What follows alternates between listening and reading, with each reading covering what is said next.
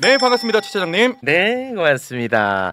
아, 너무 편하네. 아, 뭐 누구 혹시 뭐 저분 뭐 기분 상했을까봐 그런 걱정 이럴 필요가 없어. 네. 네.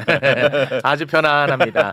한 분 한 분 만나보도록 하겠습니다. 먼저 산이산이 곽수산이 선임 기자 어서 오십시오. 네, 안녕하세요. 매불쇼에서 그리고 그런데 한 가지만 더 짧게 이것까지만 이라는 말을 해본 적이 없는 산이산이 곽수산입니다. 대단히 고맙습니다. 네. 제가 가장 싫어하거든요.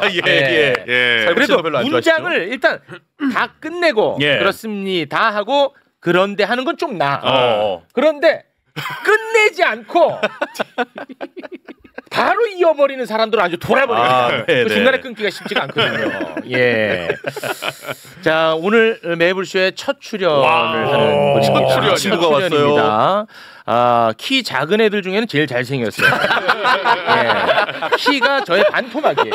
항상 저를 만나면 형 뭐 먹고 이렇게 컸어요. 에헤이. 진짜 지금 많은 분들이 아니, 둘 중에 누가 더 크냐고 지금 난린데. 그러니까 이런 게 너가 이거 유머야 이런 게. 팩트로 가야지. 팩트로. 형은 정말 키 커서 좋겠어요. 뭐 먹고 이렇게 컸어요. 형만 보면 멸치 더 먹을 거 후회돼요. 항상 저를 보면서 우러러보는 친구입니다. 저는 이 친구를 네 글자로 부릅니다. 슬기슬기 오창슬기. 네, 안녕하세요. 첫 출연입니다. 첫 출연. 매불쇼 첫 출연 감사드립니다. 첫 출연. 네. 오창석이. 네, 사실 이제 우리 그 네 단신 중에 최고는 맞아요. 내가 제일 커. 황희도, 오창석, 임경빈, 최욱 최고입니다. 아니 비교고는 비교고는 그 정도 나는 똑같은 리그. 그 리그에서 가장 큰 사람이에요. 그래요? 저희 항상 세 명이서 모여서 우리 우유를 좀 더 먹었어야 된다. 어떤 우유가 문제였냐? 락타제가 우리 몸에 조금만 더 있었어도 우리의 키는 달라졌을 것이다. 네. 실제로 최욱 씨가 큰 거 맞죠? 훨씬 커. 그래요? 네, 훨씬 큽니다. 실제라는 게 더 슬프네요. 저는 실제 키보다 좀 작아 보여. 아니 진짜로. 그러니까 실제 키보다 작아 보인다고. 근데 오창석이는 실제 키보다 커 보여요. 예, 그런 좀 차이는 있습니다. 네, 감사합니다. 네. 여러분 괜히 죽고 사는 문제이기 때문에 좀 길게 해봤습니다. 인생을 건 싸움이에요, 사실. 네. 나무 이렇게 키 조작하는 애들 잡아내야 됩니다. 그렇습니다. 죄송합니다. 시간 없습니다. 근데 오창석이가 세상 만만한 친구인데.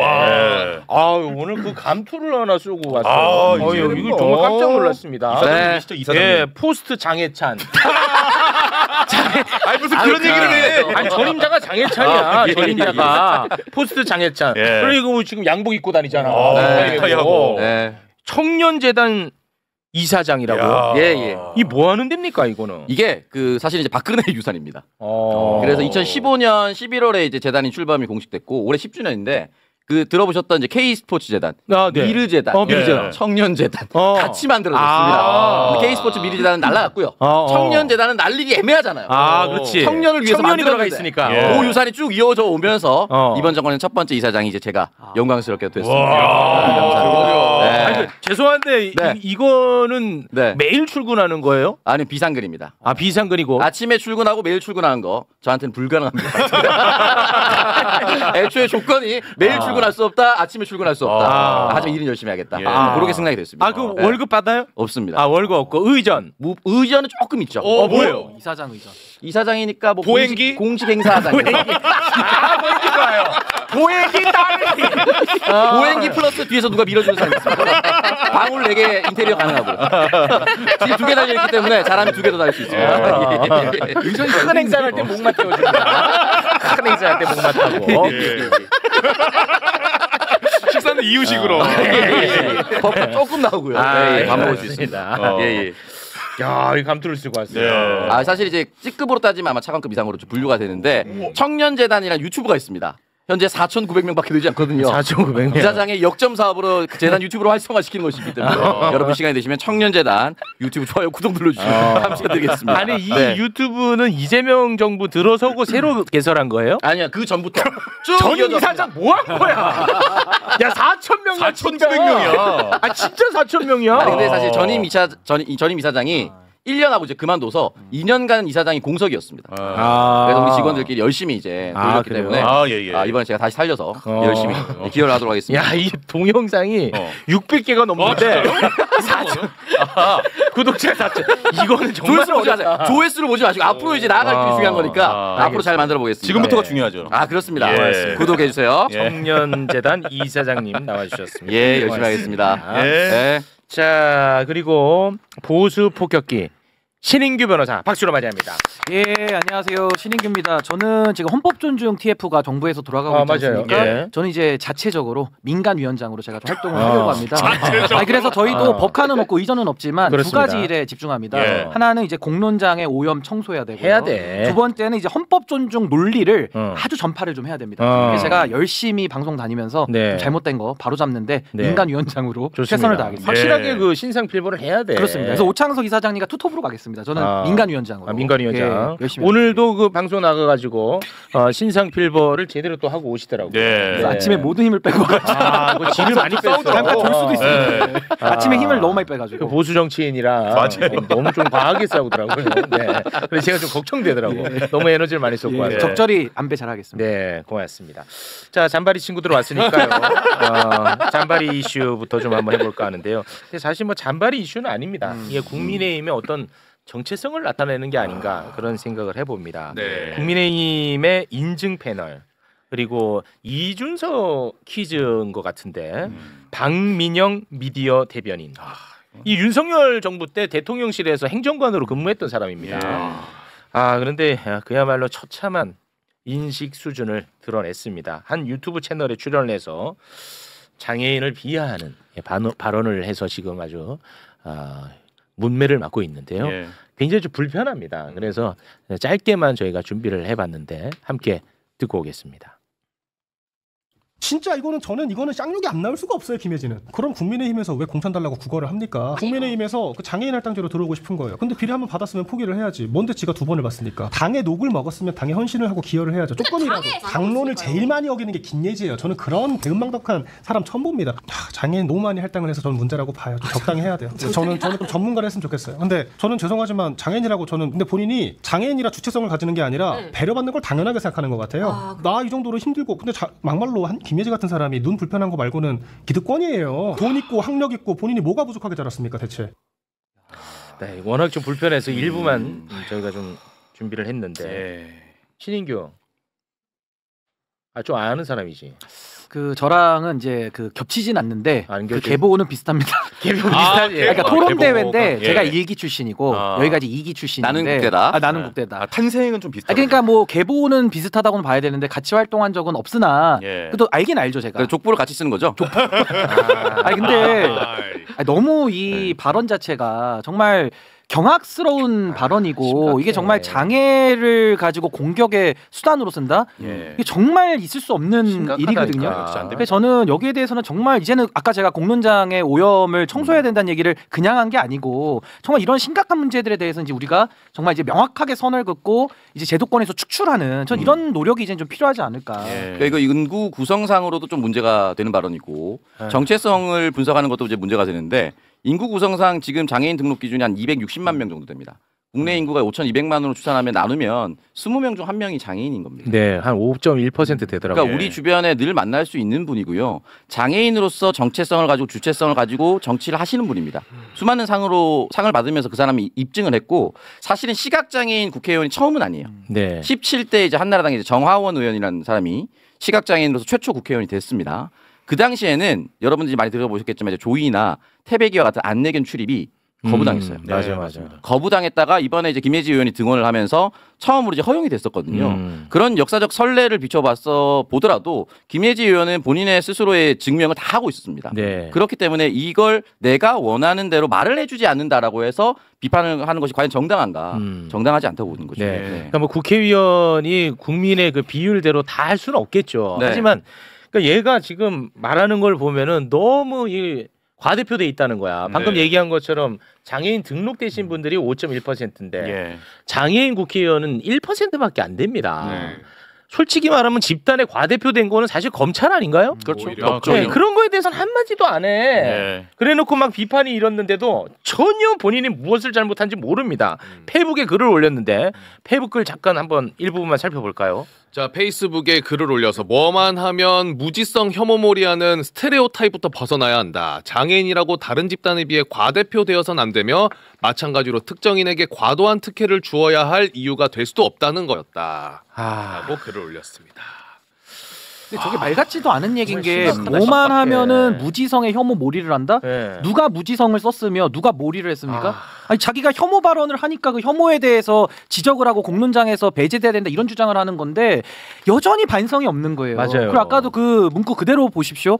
지가 뭡니까 지가. 아무리 그래도 방송에 나와서 현역 대변인이라고 하는 자가 뭐 그 장동혁의 인증 체계는 뭐 싸가지 없음입니까? 아니 어떻게 자당의 의원한테 저런 식의 그 발언을 하며 너무 이거는 장애인들에 대한 이거 공격일 수밖에 없고 사실은요 공론장에서 저런 발언을 하면 영향력이 훨씬 크거든요. 그러니까 저는 더 조심해야 되는데 기본이 지금 안 갖춰져 있다. 좀 매우 심각하게 봅니다. 지금 매부쇼에서 편집해서 나가서 그렇지 저거 영상 보다가 저는 못 보고 껐습니다. 쉽지 않습니다. 네. 그런데 저는 솔직히 이 발언보다 더 심각한 거는 이 발언을 어떻게 대응하느냐 국민의힘이 중요하죠. 국민의힘의 그 대응법이 나는 더 지금 상황을 심각하게 만들고 있다고 생각하는데 일단은 지금 국민의힘의 당 대표가 장동혁이 아닙니까? 네. 이거 사표를 반려했어요. 장동혁의 반응 그리고 송언석이의 반응 아주 처참합니다. 네. 장동혁은 논란은 정리하되 인재는 지킨다라는 입장을 냈고요. 송원석 원내대표는 자그마한 내부 문제에 이거 언론이 너무 집착하고 있다라는 입장을 냈습니다. 진짜 심각해요. 인재는 지킨대. 인재는 지켜야 돼. 이게 인재인 거야. 이게 인재야. 인증이 됐으니까 또 인증된 대변인이 맞습니다. 네. 그리고 박민영 얘는 또 자기 페북에다가 뭐라고 올렸냐면 자기 가족들 욕하면은 법적 조치하겠대.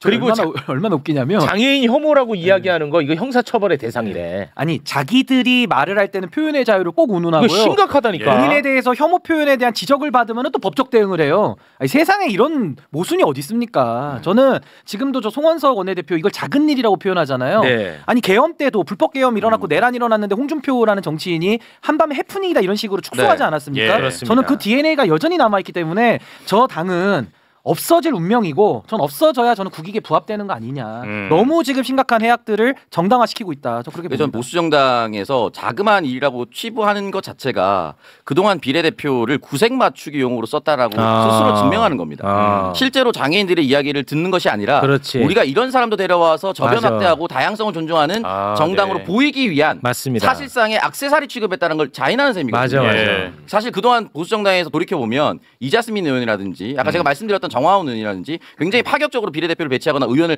배출하는 경우가 있었어요. 그거를 실제로 그들을 대변하는 사람의 목소리를 듣고자 하는 것이 아니라 그들도 포용하는 모습을 우리가 보여주는 멋진 정당이다라고 액세서리 취급했기 때문에 이런 식으로 작은 일이다라고 얘기할 수밖에 없는 거죠. 네. 근데 이 박민영이는 이런 전조가 계속 있었던 사람이에요. 갑자기 돌출 발언을 한 게 아니야. 이번에 한 게 아니고. 이 사람이 그 대통령실 행정관으로 있었을 때 이 사람 그 온라인 아이디 그 일배 표현 써가지고 그때 난리 났었거든. 그때 얘가 뭐라고 했었냐면 그 내 동생이 쓴 거예요. 맞아요. 이런 식으로 도망갔거든 그때. 뭐 사실 여부는 제가 잘 모르겠습니다. 그걸 확인해봐야 되겠지만 어쨌든 메이플 땡땡땡이라는 게임을 하면서 이제 그런 표현을 썼었죠. 노무현 대통령 이렇게 좀 모욕하는 그런 표현 같은 거, 멸칭 같은 거 많이 썼었거든요. 그러니까 국민의힘은 저 정도 지금 수준을 아주 밑바닥을 다 보여주고 있는데 오세훈 시장도 뭐 약자와의 동행 이런 거 계속 우려먹잖아요. 인식을 그대로 보여주고 있지 않습니까? 약자를 이용하죠. 약자와의 동행이 아니라 약자를 이용하는 정치를 하면서 이렇게 약자를 끝까지 저렇게 짓밟고 저런 식의 혐오 표현까지 적나라하게 쓴다는 것은 저는 정말 이제 정치를 할 수가 없는 근본적으로 자격이 없다라는 걸 이미 다 드러내 보이고 있는 거 아니냐. 저는 너무 심각하게 받아들이고 있습니다. 결국 이 사태까지 오게 된 이유는 하나밖에 없습니다. 국민의힘이란 정당이 아직까지 내란을 스스로 부정하지 못하고 있는 겁니다. 그렇습니다. 김혜지 의원을 갑자기 타겟팅하는 이유는 그 당시 이제 탄핵의 가결에 동참을 했었고 국민의힘 당론과는 반대되는 성향을 표출하지 않았습니까? 그게 사실 이게 전례가 또 있어요. 박근혜 탄핵 때 김현아 비례대표 의원도 그런 소신 발언하다가 왕따당했거든요. 그러다가 다시 돌아가긴 했습니다만 그런 것들을 동일하게 반복하고 있는 것이다. 근데 분명히 말씀드리지만 내란 잘못된 것이다라는 것을 아직도 국민의힘은 받아들이지 못하고 있다. 받아들이지 못하는 수준이 아니라 우리가 황교안이다 선언했죠.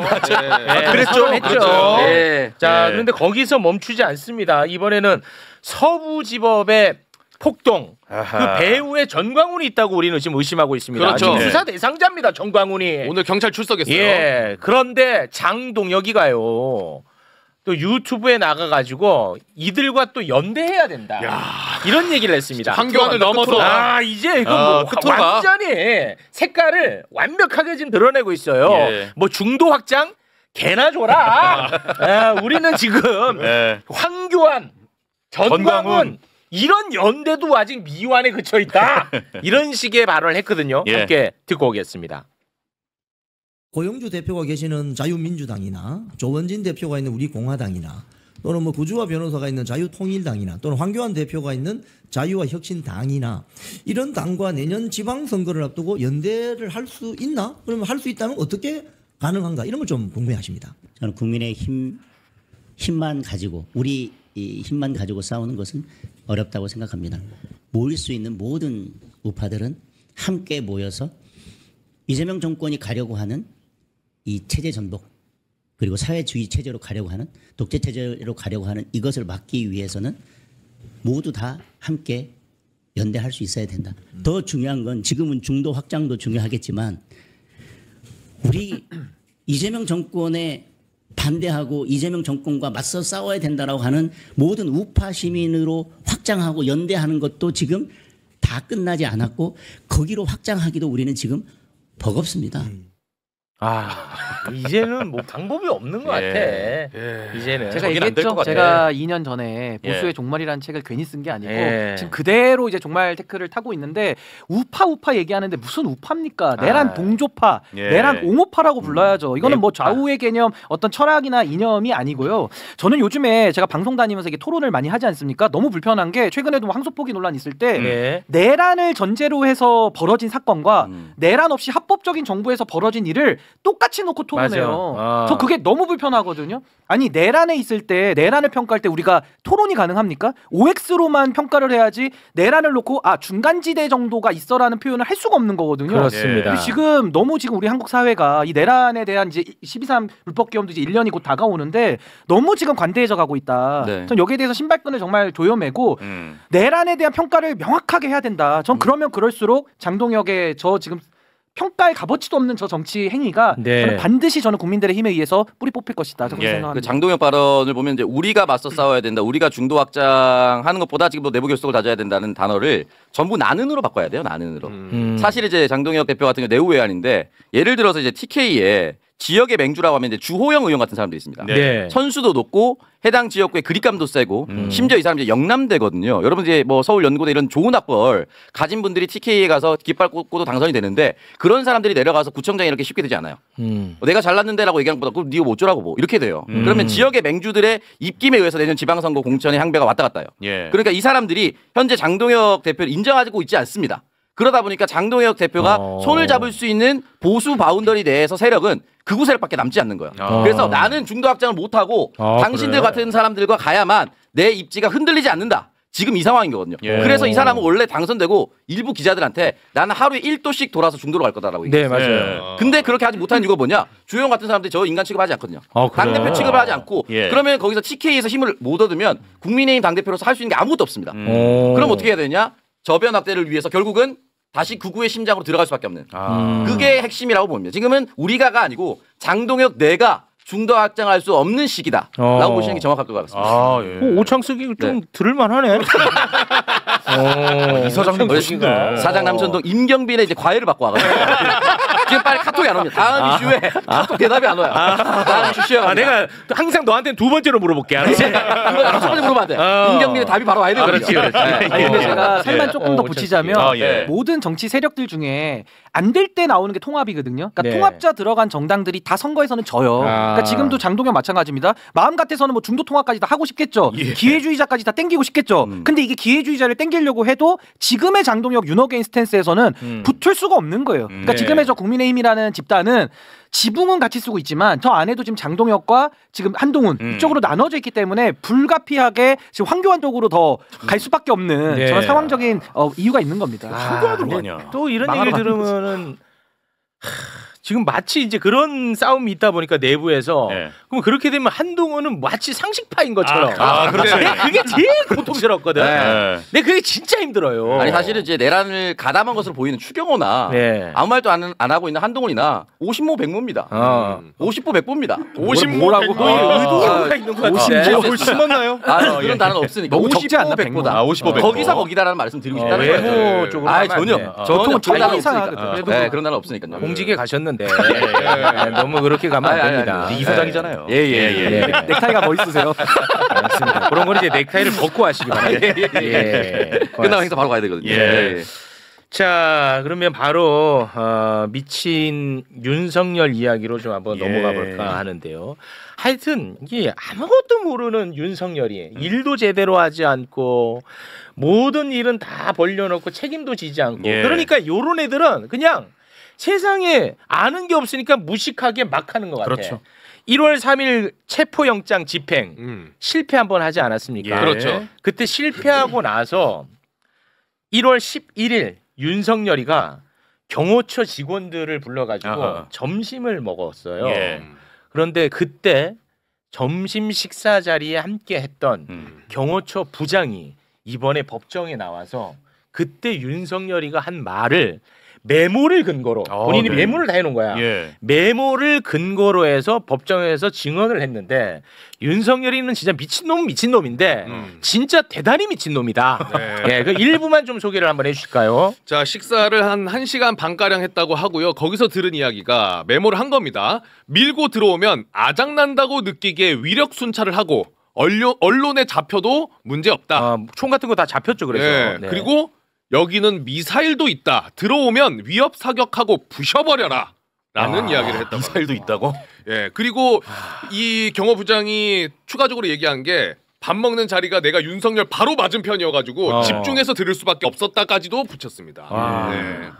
이 메모를 근거로 해가지고 이런 법정 진술을 한 거거든요. 맞습니다. 그러니까 윤석열은 이제 뭐 빼박일 수밖에 없는 게 지금 뭐 메모 나오죠. 거기다가 이제 법정에서 한 진술은 증거 중에서 증거 능력이 가장 세거든요. 그러니까 저는 이제 이런 그 주변인들의 실질적인 법정 증언까지 나왔기 때문에 이건 뭐 유죄는 뭐 빼박이고 무조건 성립된다 이렇게 봅니다. 그래서 내란을 일으키면 반성하고 나와서 그냥 죄를 받는 게 맞는데 대통령이 사람이 이제 체포하러 들어온다니까 급해서 그냥 이런 거 하고 있다는 거 아니겠습니까? 그래. 미치겠는 거예요. 진짜. 활력이 있죠. 활력군다. 활력으로 에너지가 갑니다. 이거 다른 거에서 해서 먹혔었던 거거든. 딱 오래 쓰네요. 계속 갑니다. 재밌진 않지. 그러나 이제 활력은 또 생기니까 좋았다. 활력용. 왜냐 앞으로 자주 나오지 않을 거기 때문에 쏟아내고 다음에 소리를 부르겠습니다. 자, 그리고요. 진짜로 윤석열, 김용현이는 전쟁을 일으키려고 했고 실제 전쟁이 날 뻔했습니다. 맞습니다. 참 이 이야기 다룰 때는 진짜 오싹오싹합니다. 정말. 내란 특검이 윤석열하고 김용현이를 일반 이적죄로 추가 기소를 하지 않았습니까? 그런데 MBC가 추가 기소된 그 공소장을 확보를 했더니 충격적인 내용이 어마어마하게 많이 있었습니다. 그 내용을 간단하게 소개를 해주시죠. 일단 김용현이 국방부 장관으로서 공식적으로 임기를 시작한 게 작년 9월 6일입니다. 그런데 김용현이 임기 시작하고 김용현의 지시로 합참에서는 바로 9월에 오물풍선 띄우는 북한의 원점을 타격하는 작전 계획을 바로 마련을 합니다. 오자마자 준비했네. 그렇죠. 그리고 나서 10월에 이제 막 무인기 보내지 않습니까? 그리고 11월 17일 북한에서 남한에서 대북전단 살포한 거를 엄청 비난을 하면서 대가를 치르게 될 거다라는 메시지가 나옵니다. 그 메시지가 나온 11월 17일 밤 육군 최전방 부대에 있던 대공포가 갑자기 전진 배치가 됩니다.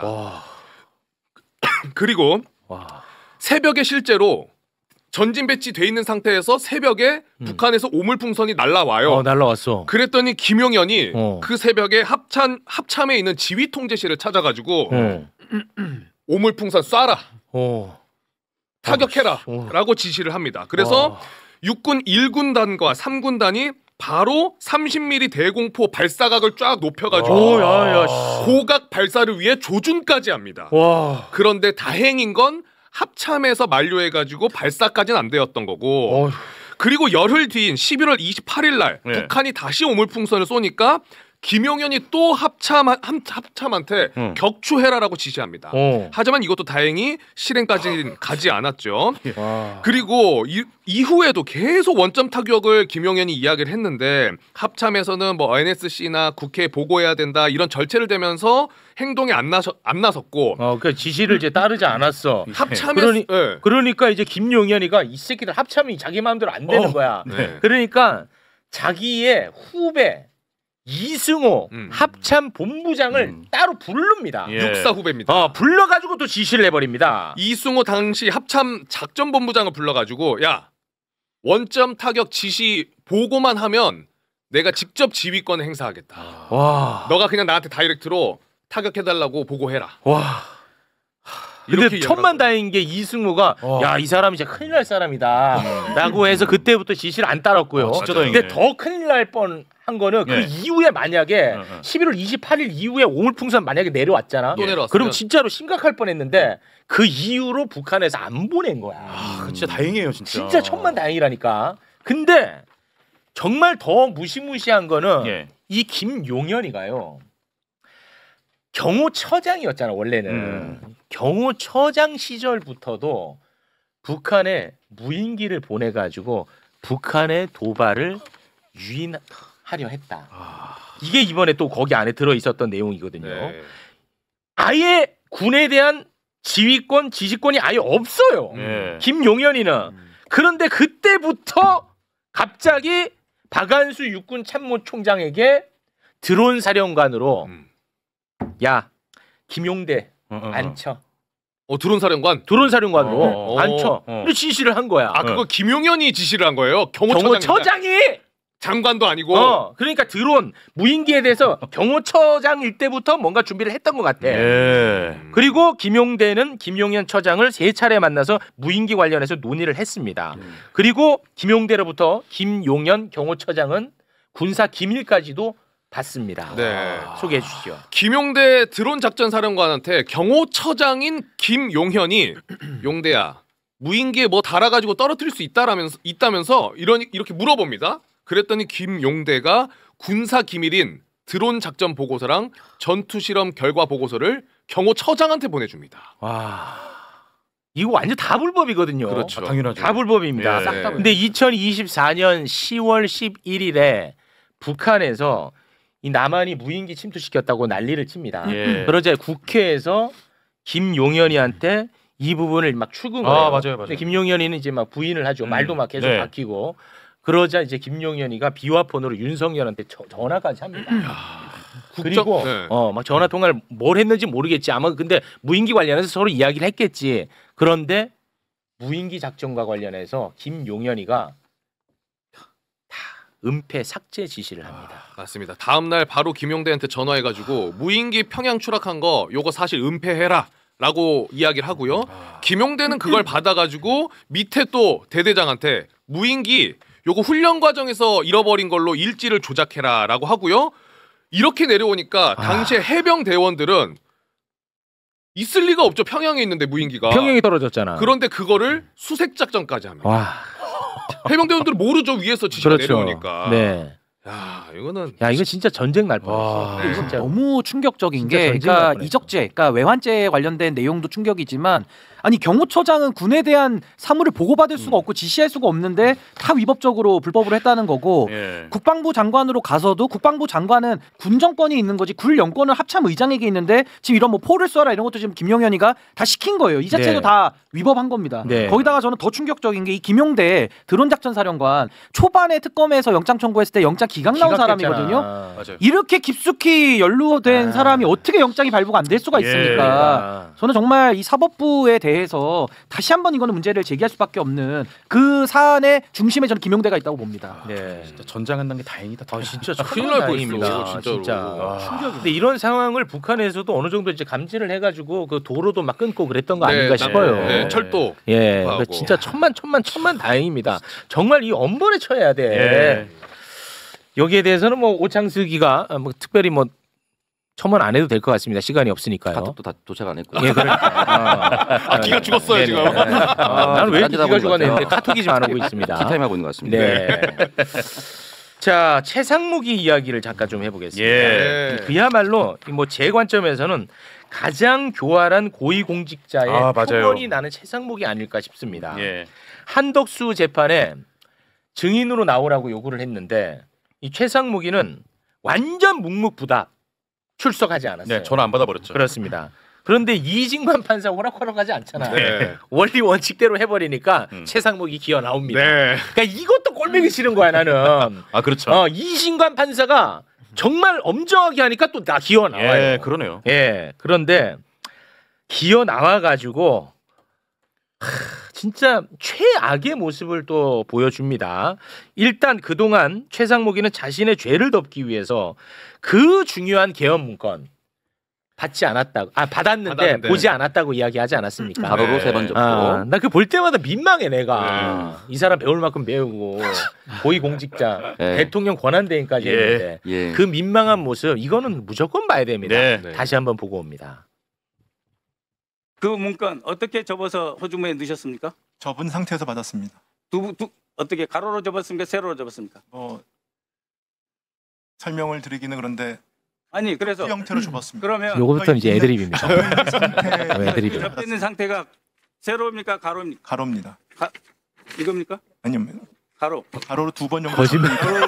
아니요. 또 한 번 접혀 있었습니다. 한 번 더 접혔어요? 네, 그렇습니다. 그러면은 이거를 저는 그 당시에 쪽지로 인식을 했습니다. 말씀드린 거죠. 그래서 이렇게 접어서 밑에 분한테 주시고 그 다음에 이런 상태의 문건을 펴가지고 검찰에 제출하신 겁니까?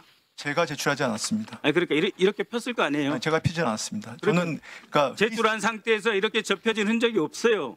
아니 근데 저는 그 밑에 분이 이거를 다리미질 해가지고 펴가지고 다시 작성해 제출한 거는 뭐 차관한테 물어보시면 될 텐데요. 접은 상태. 아니 그러니까. 다 거짓말. 진짜. 근데 나 이게 볼 때마다 진짜 내가 다 민망한 게 처음 들어보는 질문이었어. 어떤 형태로 받았냐. 이게 처음 들어보는 질문이야. 그러니까 요게 준비가 안 돼 있거든. 그러니까 아니 그거는 말씀 이게 지금 굉장히 난감한 거야. 그렇죠, 근데 그렇죠. 박선호 의원이 가로입니까 세로입니까라고 제시를 하니까 그렇게 이지선다는 가능하지. 그래서 세로입니까 하니까 그 와중에 반가운 거야. 이지선다로 줄었잖아. 주관식에서 이지선다니까 객관식이 편해. 편하잖아. 세로는 아니에요. 가로. 한 번 더 접었어요. 한 번 더 접었어. 예.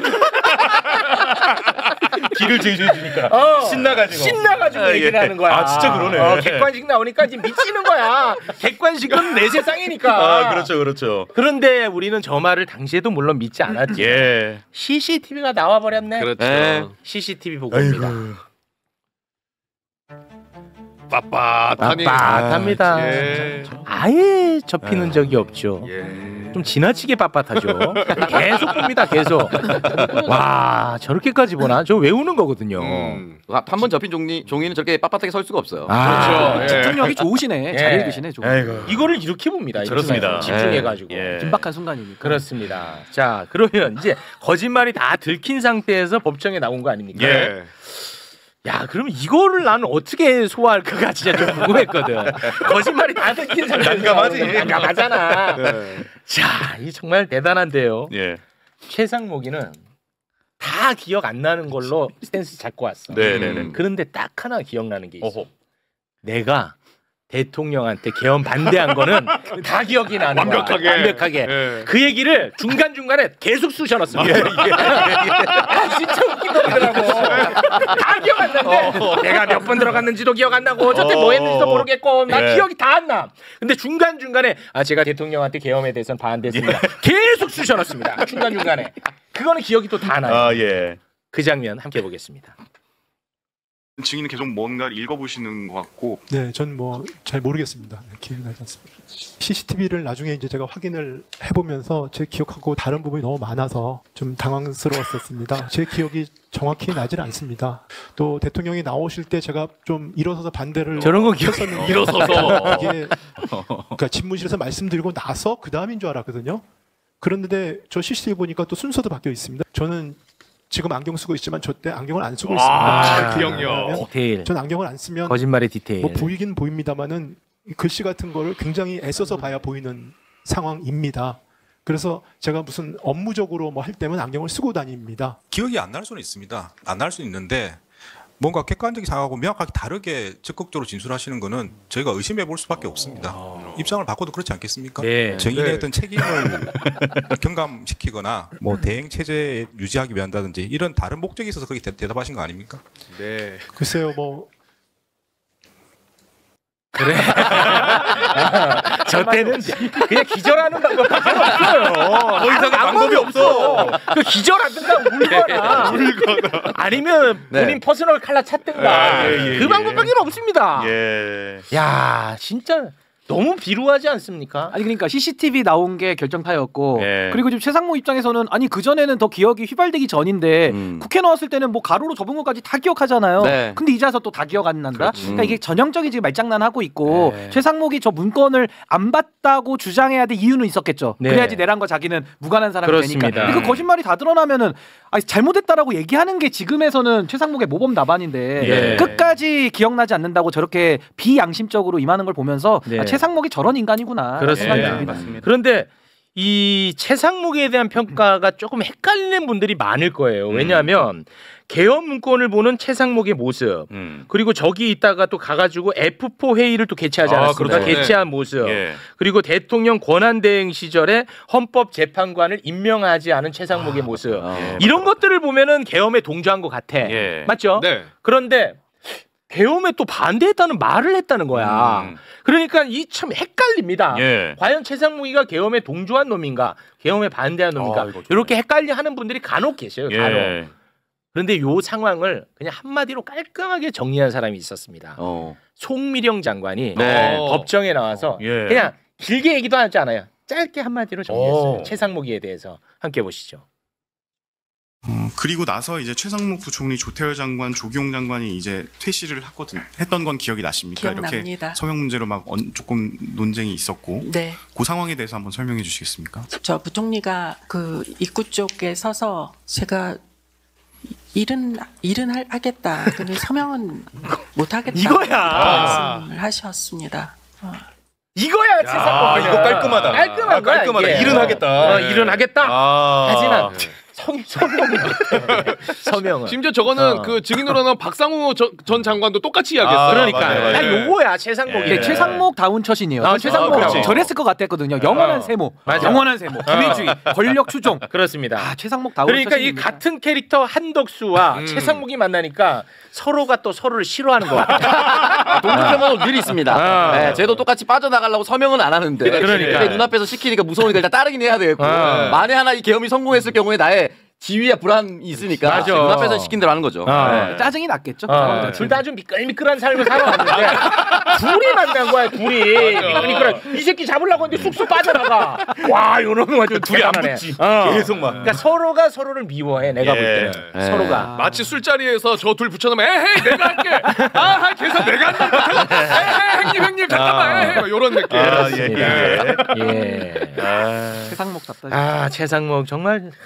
제 관점에서는 최악입니다. 최악입니다. 그리고 사실은 이제 최상목 대행 체제에서 수많은 공공기관장의 낙하산 인사를 처리했거든요. 그건 내란에 굉장히 동조한 거라고 저는 생각밖에 들지 않고 그렇습니다. 그 와중에 자기 지위를 대통령 권한대행위를 만끽한 사람입니다. 맞습니다. 절대 용서해서는 안 됩니다. 용서할 수 없습니다. 자 시간이 큰일 났네. 이게 너무 없는데 이거 내가 말했잖아. 뉴스에 양 많다고. 그런데도 이게 쉽지가 않네. 하나만 좀 더 하고 갈게요. 이상민. 요 가야지. 요 가야 돼. 11월 17일 어제였죠? 11월 17일. 네, 맞습니다. 어제 이상민 내란 중요 임무 종사 혐의 재판이 있었거든요. 이 재판에 허석권 소방청장이 증인으로 나왔습니다.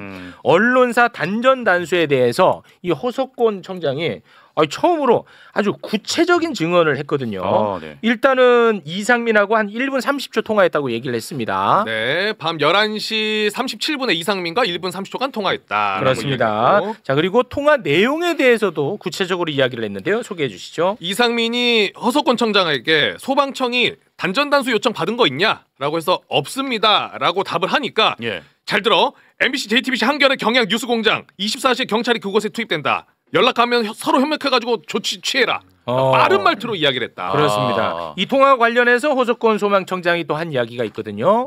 언론사를 완전 장악하기 위해서 성을 공격하면 옛날에 성 안에 물을 끊고 쌀을 끊고 하지 않았나. 그래서 소방에 단전단수를 요청할 수 있겠다고 생각을 했다. 그래서 재판장은 언론사의 경찰 투입 시 안전 조치 해달라는 지시를 그럼 들은 적이 있냐? 그 부분은 기억이 없다. 그러니까 이상민은 끝난 거지. 그렇죠. 안전을 위해서 연락한 게 아니었죠. 그렇습니다. 네. 이상민은 자꾸만 안전을 위해서 핑계를 좀 대거든요. 야, 근데 이걸 보니까 진짜 뭐 한 2, 30분만 늦었으면 진짜 완전히 야, 언론사 공권력 투입해가지고 그냥 박살 났을 것 같아. 그렇죠.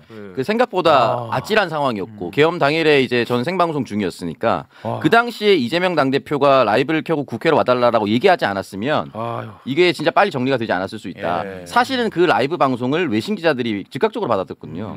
그렇게 해서 훨씬 더 전파력이 높았습니다. 다시 한번 말씀드리지만 한동훈 전 대표가 국회에 간 것보다 당시 야당인 이재명 당대표가 국회로 향해서 라이브를 한 것이 훨씬 더 주요했다고 생각합니다. 그러니까 이게 내란이 그냥 막힌 게 아니라 군초를 다투면서 국민들이 가서 막은 거잖아요. 그 국회의원들이 담을 뛰어넘었던 이제 그런 상황이기 때문에 저는 지금 이상민의 범행은 이제 뭐 다 끝난 거고 이상민이 조금 억울할 것 같아요. 왜냐하면 본인이지만 단전단수보다 사실 박성재가 훨씬 심각하거든요. 훨씬 혐의가 근데 박성재는 뒤에 청구됐다는 이유만으로 지금 2번이나 봐주고 있기 때문에 이상민 입장에서는 안에서 좀 뚜껑이 열릴 지경 아닌가. 훨씬 심각하거든요, 박성재. 그렇습니다. 말씀드리는 순간 청년재단 유튜브 채널 7,500명을 기록했습니다. 2,000명이 늘었습니다. 엄청난 성장이네요, 진짜. 와, 어떻게 보답을? 유튜브 잘했다고 칭찬받겠네. 끝나고 재단 행사 가야 되거든요. 보행기 준비시키겠습니다. 오늘 당당히 바로 요구할 수 있을 것 같습니다. 1층부터 타고 가겠습니다. 업적이 벌써 하나 생겼어. 오늘은 2명이 밀어달라. 2명 내려오라고 하겠습니다. 자, 시간이 좀 많이 지나서요. 이렇게 잔바리들과 함께하는 시간은 이 정도 선에서 좀 마무리를 좀 지어볼까 합니다. 지금부터는 약간 좀 전문적인 영역이기 때문에 대한민국 최고의 권위자들 또 나와 있는데요. 아니 이 자리를 우리 오창석이가 가야 됩니까 지금? 지금요? 네. 아니요, 전 아니에요. 그럼 오창석이가 앉아 있어. 오창석이가 앉아 있고. 우리 변호사님이 나가시는 걸로 가겠습니다. 변호사님 그 방송 나가가지고 반헌법적 세력들과 최선을 다해서 좀 싸워주시기 바랍니다. 헌법 존중 TF 민간위원장으로서 열심히 하겠습니다. 감사합니다. 대단히 고맙습니다.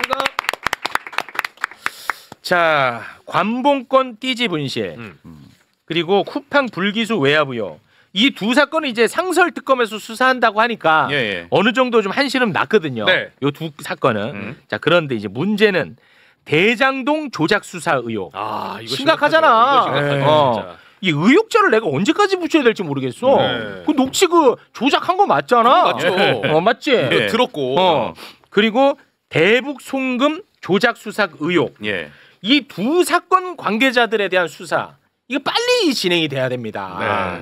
그래서 이 두 사건 관련한 대한민국 최고의 전문가를 저희가 모셨습니다. 먼저 대장동 조작 수사 의혹의 최고의 전문가입니다. 봉지우 기자 박수로 맞이합니다. 안녕하세요. 고맙습니다. 자, 그리고 대북 송금 사건 조작 수사 의혹 최고의 전문가 봉지우 기자 나오셨습니다. 최고 전문가야. 그쪽은 묶어. 전문 영역이 많아. 그렇습니다. 그와 함께 또 전문가 김광민 변호사 박수로 맞이합니다. 반갑습니다. 김광민입니다. 반갑습니다. 고맙습니다. 이 두 사건, 이 진짜 심각한 사건 아닙니까? 그럼요. 그러니까 이 두 사건을 검찰 단계에서 조작 수사를 했다는 사실도 심각한데 유력한 대선 주자를 잡아넣기 위해서 조작을 했다면 이거는 더더더 심각해지거든요. 두 가지가 다 들어가 있는 사건이에요. 또 하나 심각한 거 이걸 레거시에서는 잘 안 다룬다. 잘 다루지 않고 오히려 다른 프레임으로 가고 있지. 항소 포기 프레임. 그러니까요. 그것도 항소 포기에 대해서 불만이 있다면 그럼 검찰을 때려야 되는데 도대체 왜 민주당을 때리고 왜 이재명 정부를 때리냐고. 그것도 너무 웃긴 거야. 맞습니다. 자, 오늘 관련해서 이번에 지난 일요일에 보니까 한동훈 씨가 무슨 KBS 일요 진단에 혼자 나와서 뭐 흥분을 하면서 뭐 갈아 마신다는 표현을 한다거나 뭐 앵커가 제지를 하더라고요. 그러고 보니까 또 같은 날 MBN 뉴스도 나가고 하는데 이분이 이걸로 지금 장사를 꽤 하세요. 네, 하시는데 뭐 이제 그러면서 조국 대표나 이런 뭐 박범계 의원 등한테 왜 토론을 하지 않고 도망가느냐. 근데 본인이 정말 자신이 있으면 저랑 하시면 돼요. 제가 말씀을 드리지만 한동훈 TV 22만 명. 봉지욱의 오프 더 레코드 35만 명. 내가 급이 위다. 제가 위죠.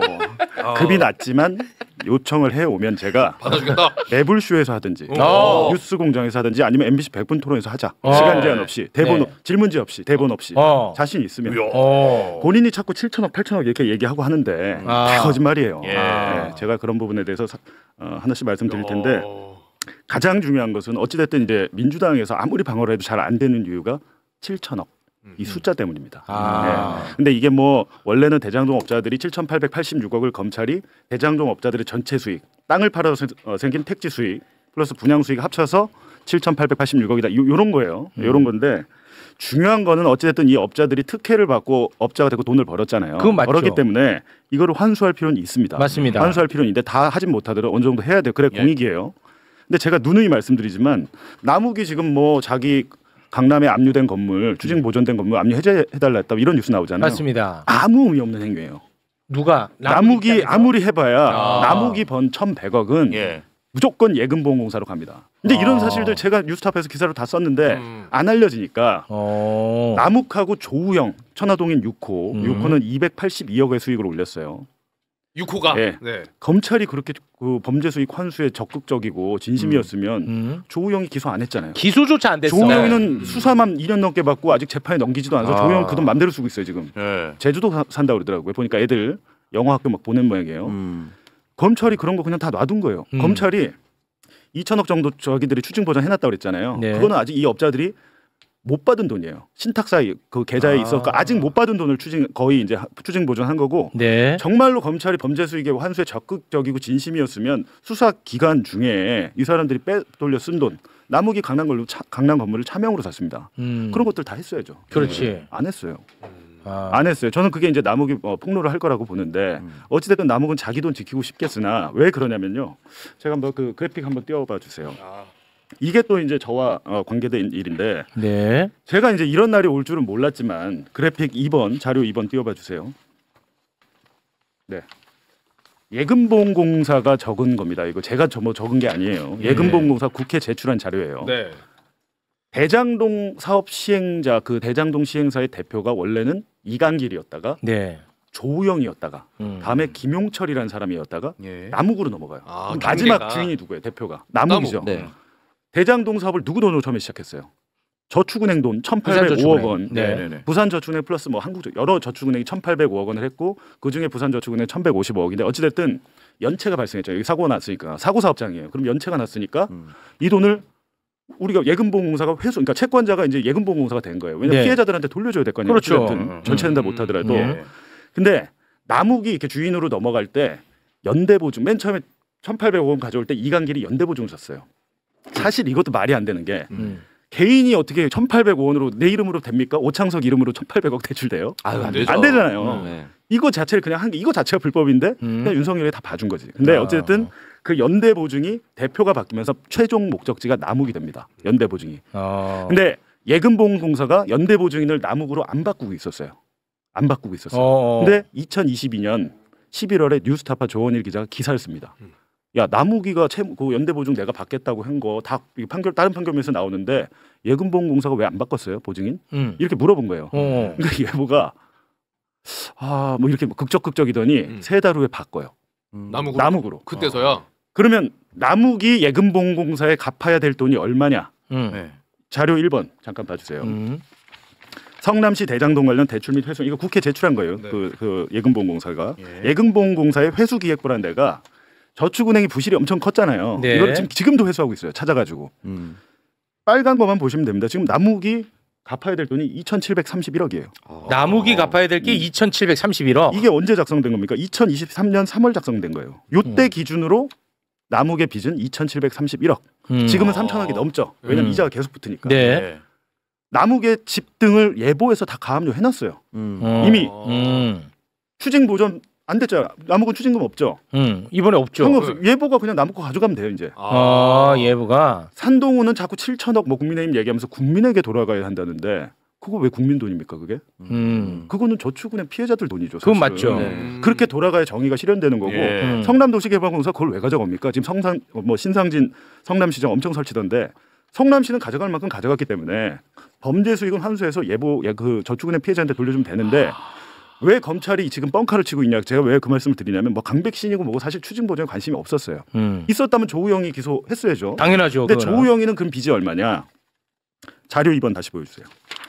조우영이가 부산저축은행 돈으로 경기도 고양시 풍동 사업도 했습니다. 저 때도 대출을 받았어요. 대출을 받고 못 갚은 대출금이 293억. 거기에 2023년 2월까지 이자만 648억.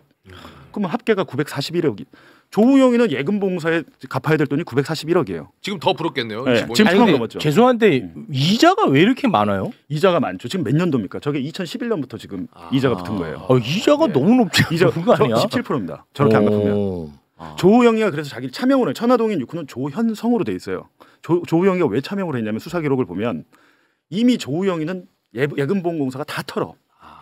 예금보험, 그러니까 예를 들면 부산저축은행의 토지 같은 걸 지 이름으로 차명으로 막 다 해놨단 말이에요. 예금보험공사가 진짜 독합니다. 그걸 다 찾아요. 다 찾아갖고 조우영이 거 탈탈 털고 조우영이 그래도 한 18억을 더 갚아야 돼. 상황이. 조우영이 지가 얘기해요. 저 예보에 저기 연체금 그거 갚아야 돼서 있다라고 하는데 그렇다 보니까 천화동인 6호를 남의 이름으로 해놓은 거예요. 조현성. 검찰은 조우영이가 천화동인 6호의 실제 소유자인 걸 처음부터 알고 있었어요. 수사 한 달 안 돼서. 지금까지 놔두잖아요. 아니 그러면 요즘 언론에 계속해서 나오는 게 남욱이 300억에 강남에 그 건물 샀는데 500억에 내놨다는 거잖아요. 그럼 예를 들어서 500억에 팔려. 그러면 그 바로 예금보험공사가 갖고 갑니까? 예금보험공사 지금 저 작업을 했는데 그 민주당도 이런 걸 모르니까 그래갖고 제가 이제 그 예금보험공사 얘기를 해라 이거를 빨리 지금 신속하게 조치를 해. 왜냐 압류라는 건 순서잖아요. 순서. 그렇겠죠. 성남시가 먼저 하면 성남시가 가져가는 거예요. 근데 성남시는 가져갈 수가 없다니까요. 이게 성남도시개발공사는 이미 5,500억을 가져갔어요. 이익을. 1,800억 임대주택 부지 1,800억, 그 1공당 공원화 비용 2,800억 등등 해가지고 5,500억 가져간 거는 법원에서 인정이 된 겁니다. 그건 이재명 뭐 후보가 거짓말한 게 아니고 경기도지사 할 때 그거를 허위 사실이라고 했다가 나중에 무죄 받았잖아요. 5,500억을 성남시가 회수해 간 건 팩트예요. 그냥 법원에서 한. 근데 제가 말씀드렸잖아요. 업자들이 실질적으로 가져간 돈도 5,500 정도 돼요. 근데 지금 남욱하고 조우영이 합치면 얼마입니까 지금? 4천억 넘어요 지금. 4천억이 넘기 때문에 예를 들면 이걸 일단은 남욱하고 조우영은 100%입니다. 이거는 예금보험공사가 가압류해서 가져가면 돼요. 아니 근데 그거를 남욱도 잘 할 텐데 왜 남욱은 이걸 내놓은 거예요? 건물을 500억에. 갑자기. 건물이 200억 올랐죠. 그럼 예금보험공사는 좋죠. 아니 그러니까 예금보험공사는 좋은데 왜 내냐면 차명으로 처분하려고 하는 거 아닙니까? 지 이름으로 안 샀어요. 자기 명의가 아니야. 근데 이게 자금 소명이 돼야 될 거 아니에요. 살 때 뭐 200억 주고 샀다는 거 아니에요? 180억 주고. 그럼 차명인 그 사람이 저 누군지 아는데 그 사람이 180억 마련을 어떻게 했다는 걸 소명을 어떻게 해요? 법원에 가면 조우영이가 저런 식으로 하다가 예금보험공사한테 다 걸려가지고 차명으로 샀던 토지 같은 거 민사 판결로 해갖고 다 가져갔어요. 예금보험공사가. 그 건물도 500억에 매각이 되든 600억에 매각이 되든 예금보험공사가 가져가서 저축은행 피해자들 나눠줍니다. 그러니까 지금 최소한 확보된 게 저 사람들 수익이 지금 합치면 1,300억이거든요. 그거는 확보가 됐고 만약에 예금보험공사가 여기서 적극적으로 더 민사소송에 들어가면 주주구성 이 범죄에 가담은 주주구성 김만배가 49%죠. 거기도 따져봐야 돼요. 법적으로 따져봐야 돼요. 그 주주들도 배상할 책임이 있을 수 있습니다. 그렇게 하면 저 돈 다 회수할 수 있어요 지금. 그럼 예금보험공사가 지금 남욱에 대해서는 압류 절차가 안 들어갔어요? 들어갔어요. 들어갔어요? 40억 이상 이미 해놓은 게 있는데 그래갖고 지금 제가 23년 버전이잖아요. 이후 버전을 제가 몰라요 이거에 대해서. 근데 한 가지 잘 생각해 보면 항소 포기를 해가지고 지금 이게 가능해진 거예요. 원래는 이 저축은행 피해자들이 피해를 구제받을 길이 없었어요. 항소 포기를 했기 때문에 이렇게 갈 수 있는 거예요. 예금보험공사가. 아니 그럼 아까 그 예금보험공사 회수 가능액 잠깐만 좀 다시 좀 띄워주시겠습니까? 그럼 이것과 관련해서 예금보험공사가 지금 압류를 걸었다거나 이런 얘기가 나온 게 있어요? 그거를 지금 확인 중에 있고요. 지금 확인 중에 남욱에 있어요? 대해서는 이미 45억 원 이상 압류를 해놓은 게 있습니다. 그건 좀 약하네. 근데 남욱이 그러니까 보시다시피 차명으로 해놓은 거는 그냥 못 찾아가요. 왜냐하면 소송을 통해야 됩니다. 뭐 그렇겠죠. 예보가 그거 전문이에요. 아, 전문이야. 회수기획부가 있어요. 아예 저런 거를 전문적으로 한 부서가 있기 때문에 이 사람들 대장동 개발의 그 범죄 수익은 예금보험공사가 하고 저축은행 피해자한테 가는 게 정이지 한동훈이나 국민의힘이 얘기하는 것처럼 그걸 우리 국민하고 무슨 상관이 있어요. 그 대장동 개발 수익하고 사실은. 이거 반드시 해야겠네. 그러니까 이 사람들 그냥 7천억, 8천억 뭐 이러면서 말장난을 하는데 우리가 다 휘말려 들어가고 있는 거죠. 그러면 이제 민주당 정부가 항소 포기를 통해서 털어줬다가 아니라 항소 포기로 인해서 피해자 구제 길이 열렸다는 헤드라인이 나와야 되는 거 아닙니까? 저축은행 피해자 구제 길은 지금 처음 열린 거예요. 이렇게. 그거는 청년재단에서 헤드라인 써야지. 이거 해야 돼. 청년재단에 청년이 있을 겁니다. 그런 헤드라인이 나와야 된다는 것이 정확하고 저는 회수기획부라는 것이 있는 게 처음이었는데 아마 그동안에 그런 선례들이 많았기 때문에 가능하지 않았나. 말씀하셨던 빌딩이 추가로 돼야지 아까 전에 말씀하셨던 45억이 적으니까 너무 적지. 네, 추가로 들어가야만 한다. 그렇지. 네, 많이 알려줘야 될 것 같은데요. 네. 이거 빨리 해야겠네. 그 되고 있을지도 모릅니다. 근데 아직은 이거 확인을 못해서 그런 거지. 예금보험공사 저분들이 귀신이에요. 귀신이야. 저런 숨겨놓은 거 다 찾아가지고 가져가는 사람들이에요. 네, 그러면 이분들이 그걸 회수를 안 할 이유는 아예 없는 거잖아요. 없죠. 지금 저축은행이 부실이 전체가 27조 부실이었어요. 회수가 13조밖에 안 됐습니다. 윤석열이가 제가 진짜 나쁜 인간이라고 하는 게 2011년 저축은행 수사 때 주인검사 윤석열이었잖아요. 네. 대출금 회수에는 별 관심이 없었어요. 윤석열이 그냥 그 청와대 홍보수석 김두 이런 사람들 잡아다가 수갑 채워갖고 카메라 앞에 세우고 브리핑하고 전형적인 언론 플레이 검사잖아요. 지금 한동훈? 정말로 국민을 위해서 그걸 환수해야 된다고 생각할까? 난 저번에 본심 그거 아니라고 생각해요. 7천억이 어떻게 구성된지도 모르고 떠들고 있어요 지금. 7,886억이 어떻게 나온 거야? 라고 하면 대답할 수 있는 사람 거의 없어요 지금. 그런가요? 배임 이재명의 그 특가법상 배임은 왜 4,895억 원일까? 모르잖아요. 근데 이 사람들은 그 금액이 크니까 정치적인 구호로 그 숫자를 쓰고 있는 거죠. 개소리예요 진짜. 요런 그러니까 메시지도 이건 내가 좀 아쉬운 건 뭐냐면 민주당에서도 이런 식의 메시지가 나와야 되는데 약간 좀 마치 뭐 그럴 리는 없지만 민주당이 마치 이 뭐 나무 대장동 일당을 옹호하는 듯한 느낌으로 비판을 하고 있단 말이에요. 그러니까 이거는 이제 흔히 말하는 검찰과의 싸울 때 프레임에 약간은 갇혀 있는 것이 아닌가라는 생각이 드는데 항소 포기로 인한 이득이 무엇인가, 우리 사회 피해자가 어떻게 받을 수 있을 것인가에 초점을 맞춘다면 그 단어에서 벗어날 수가 있습니다. 아마 이제 몰랐기 때문에 이런 방언들을 민주당이 빨리 받아들인다면 오늘 이후로는 그런 식으로 이제 얘기할 수도 있고, 그런 정부 차원에서도 예보에 다시 얘기할 수 있죠. 지금 잘 진행되고 있는가. 심상정 성남시장은 성남도시개발공사가 뭐 2천억 3천억 다 가압류하게 따르는데 성남시는 소송하면 져요. 많이 받아갔기 때문에. 이미 있기 때문에. 받을 만큼 받았잖아요 지금 걔들은. 근데 왜냐면 제가 말씀드렸죠. 실질적으로 양측이 배분한 건 5대5예요. 왜냐면 7,886억 중에 이제 예를 들면 분양 수익이 한 3,600억 되는데 땅 판 거 말고 아파트 지어서 판 거. 절반 이상은 민간 투자자들이 가져갔어요. 예를 들면 SK 최태원 회장 동생 최기원. 최기현 씨는 자기가 투자를 합니다 거기에. 초기 자금 최기현이 안 대줬으면 대장동 개발사 못했어요. 왜냐면 성남시는 돈을 안 댔거든. 10원도 안 댔거든. 남의 돈으로 한 거잖아요. 근데 그 민간 초기 개발 자금 PF 대출이라는 건 나중에 나오는 거고 초기에 필요한 자금이 있어요. 시행업에서는 저축은행이 2018년에 받았던 1,805억 원도 초기 자금. 이걸 브릿지론이라고 하는데 본 PF 대출이 나오기 전에 당시에 SK 키넨파트너스라는 데를 최기현 씨가 키넨파트너스 그 최기현 씨가 실질 소유하면서 한 7,800억 가량을 처음에 한 500억 가량 빌려줬다가 나중에 잘 될 것 같으니까 더 투자를 해서 아파트 2개 블럭은 2개 블럭 총 5개 블럭 했거든요. 2개 블럭은 최기현이 다 가져갔습니다. 그러면 한동훈의 논리대로라면 7,886억 안에 최기현 씨 돈도 있어요. 공산당입니까? 그러니까 저 윤석열이 뭐라고 그랬어요 한동훈한테? 빨갱이라고 그랬잖아요. 빨갱이라고 했잖아요. 공산당도 아니고 최기현 씨는 정상적으로 투자를 해서 가져간 거예요. 그거는 그거를 뺏어다 주자는 얘기예요 지금. 한 1,800억 가량을 외부 투자자 그런 민간 투자자들이 투자하고 정상적으로 벌써 나갔는데 그 돈까지 지금 다 환수를 하자고? 그게 가능합니까? 그럼 결국은 그 성남시하고 민간이 5대5 5천억 정도 먹은 거네요. 그렇죠. 근데 그 중에 일부는 우리가 저축은행 피해자에게 구제할 길이 열렸다. 오히려 지금 항소 포기로 인해서. 근데 우리도 그러면 초기에는 좀 이걸 좀 잘못 다뤘네. 민사로 성남도시개발공사가 소송을 통해서 범죄 수익을 환수해 갈 수 있다라고 얘기했는데 그거는 좀 잘못된 정보였네. 성남시 업자 처음에 계약할 때 5대5예요. 5대5. 50대 50으로 먹기로 한 거예요. 그죠? 그리고 여기 한 주 더 있는데 이 사건 기록을 잘 보시면 처음에 5대5로 해서 비율제로 가져간 건 업자들이었어요. 여기서는 확정이익을 달라고 하고 성남시는. 근데 업자들은 왜 그러냐? 야 그랬다가 전체 수익 2천억 났는데 얘네가 1,800억 달라고 하면 우리 200억? 그렇죠. 이런 스탠스였다고 처음에. 그렇겠지. 그랬다가 나중에 이제 사업이 잘 되니까 약간의 그런 문제가 없지는 않은데 그 부분에 대해서 지금 이렇게 환수하면 되잖아요. 예금보험공사 제가 알려드렸잖아요. 하면 됩니다. 제가 제가 지어서 얘기하는 게 아니고 예금보험공사 벌써 움직이고 있을 거예요. 그래서 자료 요구를 제가 국회 통해서 해놨습니다. 해놨기 때문에 이거를 국민의힘이 그렇게 환수에 진심이면 국민의힘이 예금보험공사를 가야지. 그죠? 그렇지. 가서 빨리 환수하라고. 이 청년재단이 이거 정보공개 청구를 해야겠네. 저희가 지금 절차 빨리 알아보겠습니다. 아니 웃지 말고 오늘 지금 보행기 부대 다 출동합니다. 이거 해야 돼. 내일 아침 심지어 재단 일부랑 가까워요.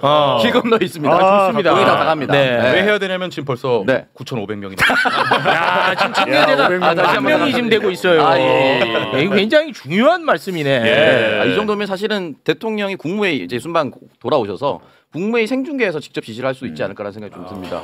이게 대통령은 이 건과 관련해서 얘기 안 하는 게 좋아. 예보는 예보대의 일을 해야죠.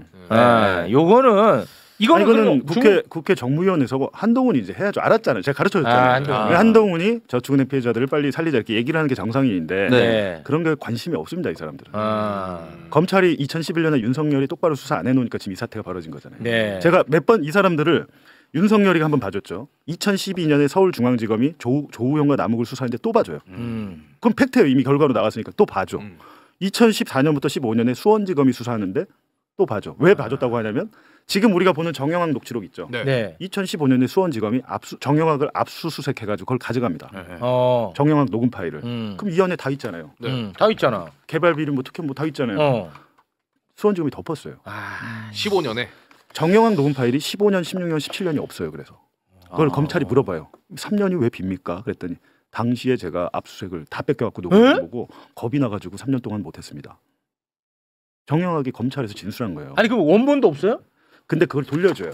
수원지검이 정상적인 검찰이라면 수사를 해가지고 문제 있네 이놈들 다 잡아 넣어야겠네 이게 아니고 정영학 녹음 파일을 갖고 수사를 안 하고 정영학한테 돌려준 거예요. 돌려줬어. 그게 이제 2021년에 정영학이 제출한 거예요.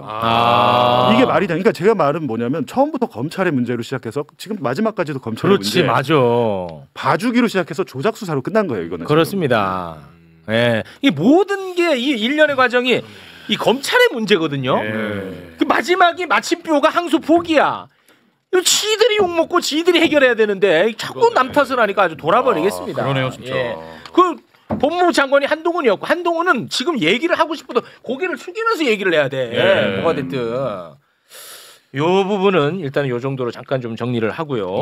우리 김광민 변호사는 왜 모셨냐고 지금 난리인데요. 제가 아까 분명히 말씀드렸죠. 우리가 지금 이제 신경 써야 되는 게 대장동 조작 수사 의혹 그리고 또 한 결이 대북송금 조작 수사 의혹입니다. 이제 대북송금과 관련해 가지고는 이제 김광민 변호사와 함께 이야기를 나누면 되는데 최근에 그 쌍방울 김성태 회장의 최측근 조경식 KH그룹 강원개발 부회장 이분이 그 언론 인터뷰를 해가지고 엄청나게 많은 것들을 또 폭로를 하고 있습니다. 이분 생각나죠 다들? 조경식. 배상윤 KH그룹 회장의 구명을 위해서 48억 저기 권성동이한테 주기로 약속했다라는 뭐 그런 얘기를 했던 그런 사람입니다. 자 그런데 이 폭로 내용이 사실 좀 어마어마한데요. 김성태가 이제 해외로 도피를 했거든요.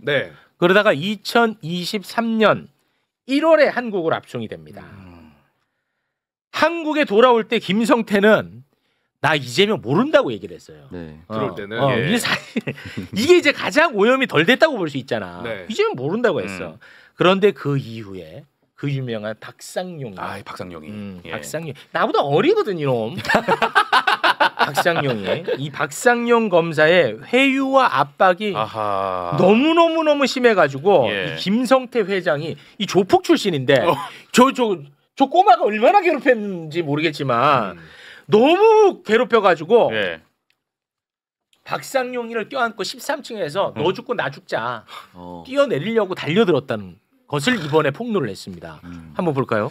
자 워치독과 인터뷰를 하면서 김성태 회장이 주인 검사 박상용에게 너 죽고 나 죽자고 끌어안고 13층에서 같이 떨어져 죽자고 달려들었다. 아니 변호사님, 그러니까 요게 그럴 심경이었다는 거예요? 진짜 이렇게 행동을 했다는 거예요? 실제로 그렇게 했답니다. 행동을? 그럼 이 행동을 한 건 언제예요?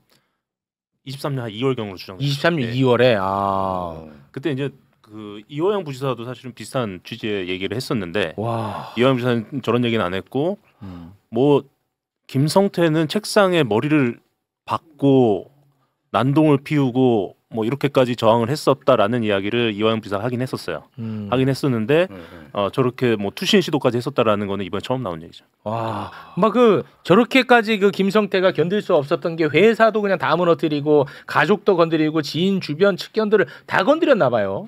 그 김성태 동생 김영무라는 분이 계신데 동생까지 구속이 됐었고요. 와. 그래서 이제 총 그때 쌍방울 임원만 17명. 와. 17명이 구속이 됐고 우선 쌍방울 그룹이라는 그 회사 자체가 이제 쌍방울로 시작을 해서 뭐 자본시장법 위반 요소도 상당히 많았고 그 과정 속에서 좀 무리하게 회사 인수합병을 해서 그룹을 키운 회사잖아요. 그렇기 때문에 검찰 입장에서는 상당히 손쉬운 먹잇감이었던 거죠. 걸릴 게 많으니까. 걸리면 다 걸리는 그냥 물반 고기반 같은 느낌이었나 보구나. 그 임원 17명을 구속시켰으니까 사실상 뭐 경영에 관련 직간적으로 관련된 사람들 다 구속시켜 놓은 거예요. 와. 근데 결국은 이제 박상용 만약에 저 주장이 사실이라면 박상용이는 너를 잡으려는 거 아니야 이 새끼야. 그 이재명만 욕구면 되잖아 이 멍청한 놈아 이거였다는 거 아니겠습니까? 그렇죠. 그 목표죠 목표. 그러다가 이제 결국은 그 거친 김성태는 회유가 된 거네요. 네네. 검찰 쪽에. 예. 그리고 이제 그 완전히 회유가 된 김성태는 이제 이화영 부지사만 회유를 해서 이 모든 것은 이재명한테 보고를 했다. 이재명 때문에 돈을 올려 보낸 거다. 이것만 받아내면 끝나는 거야. 예. 그러면 검찰과의 딜이 끝나는 거예요. 끝나는 거야. 이제 작품 나오는 거야. 김성태 입장에서도. 사실 이제 드라마에서나 있을 법한 일인 것 같아요. 그 장면이 떠오르는데 예전에 OCN에서 나쁜 녀석들이라는 드라마가 있어요. 조동혁 배우가 이제 정태수라는 역할을 했는데 처음에 경찰이 들어가서 범죄자를 회유합니다. 안 돼 나와요.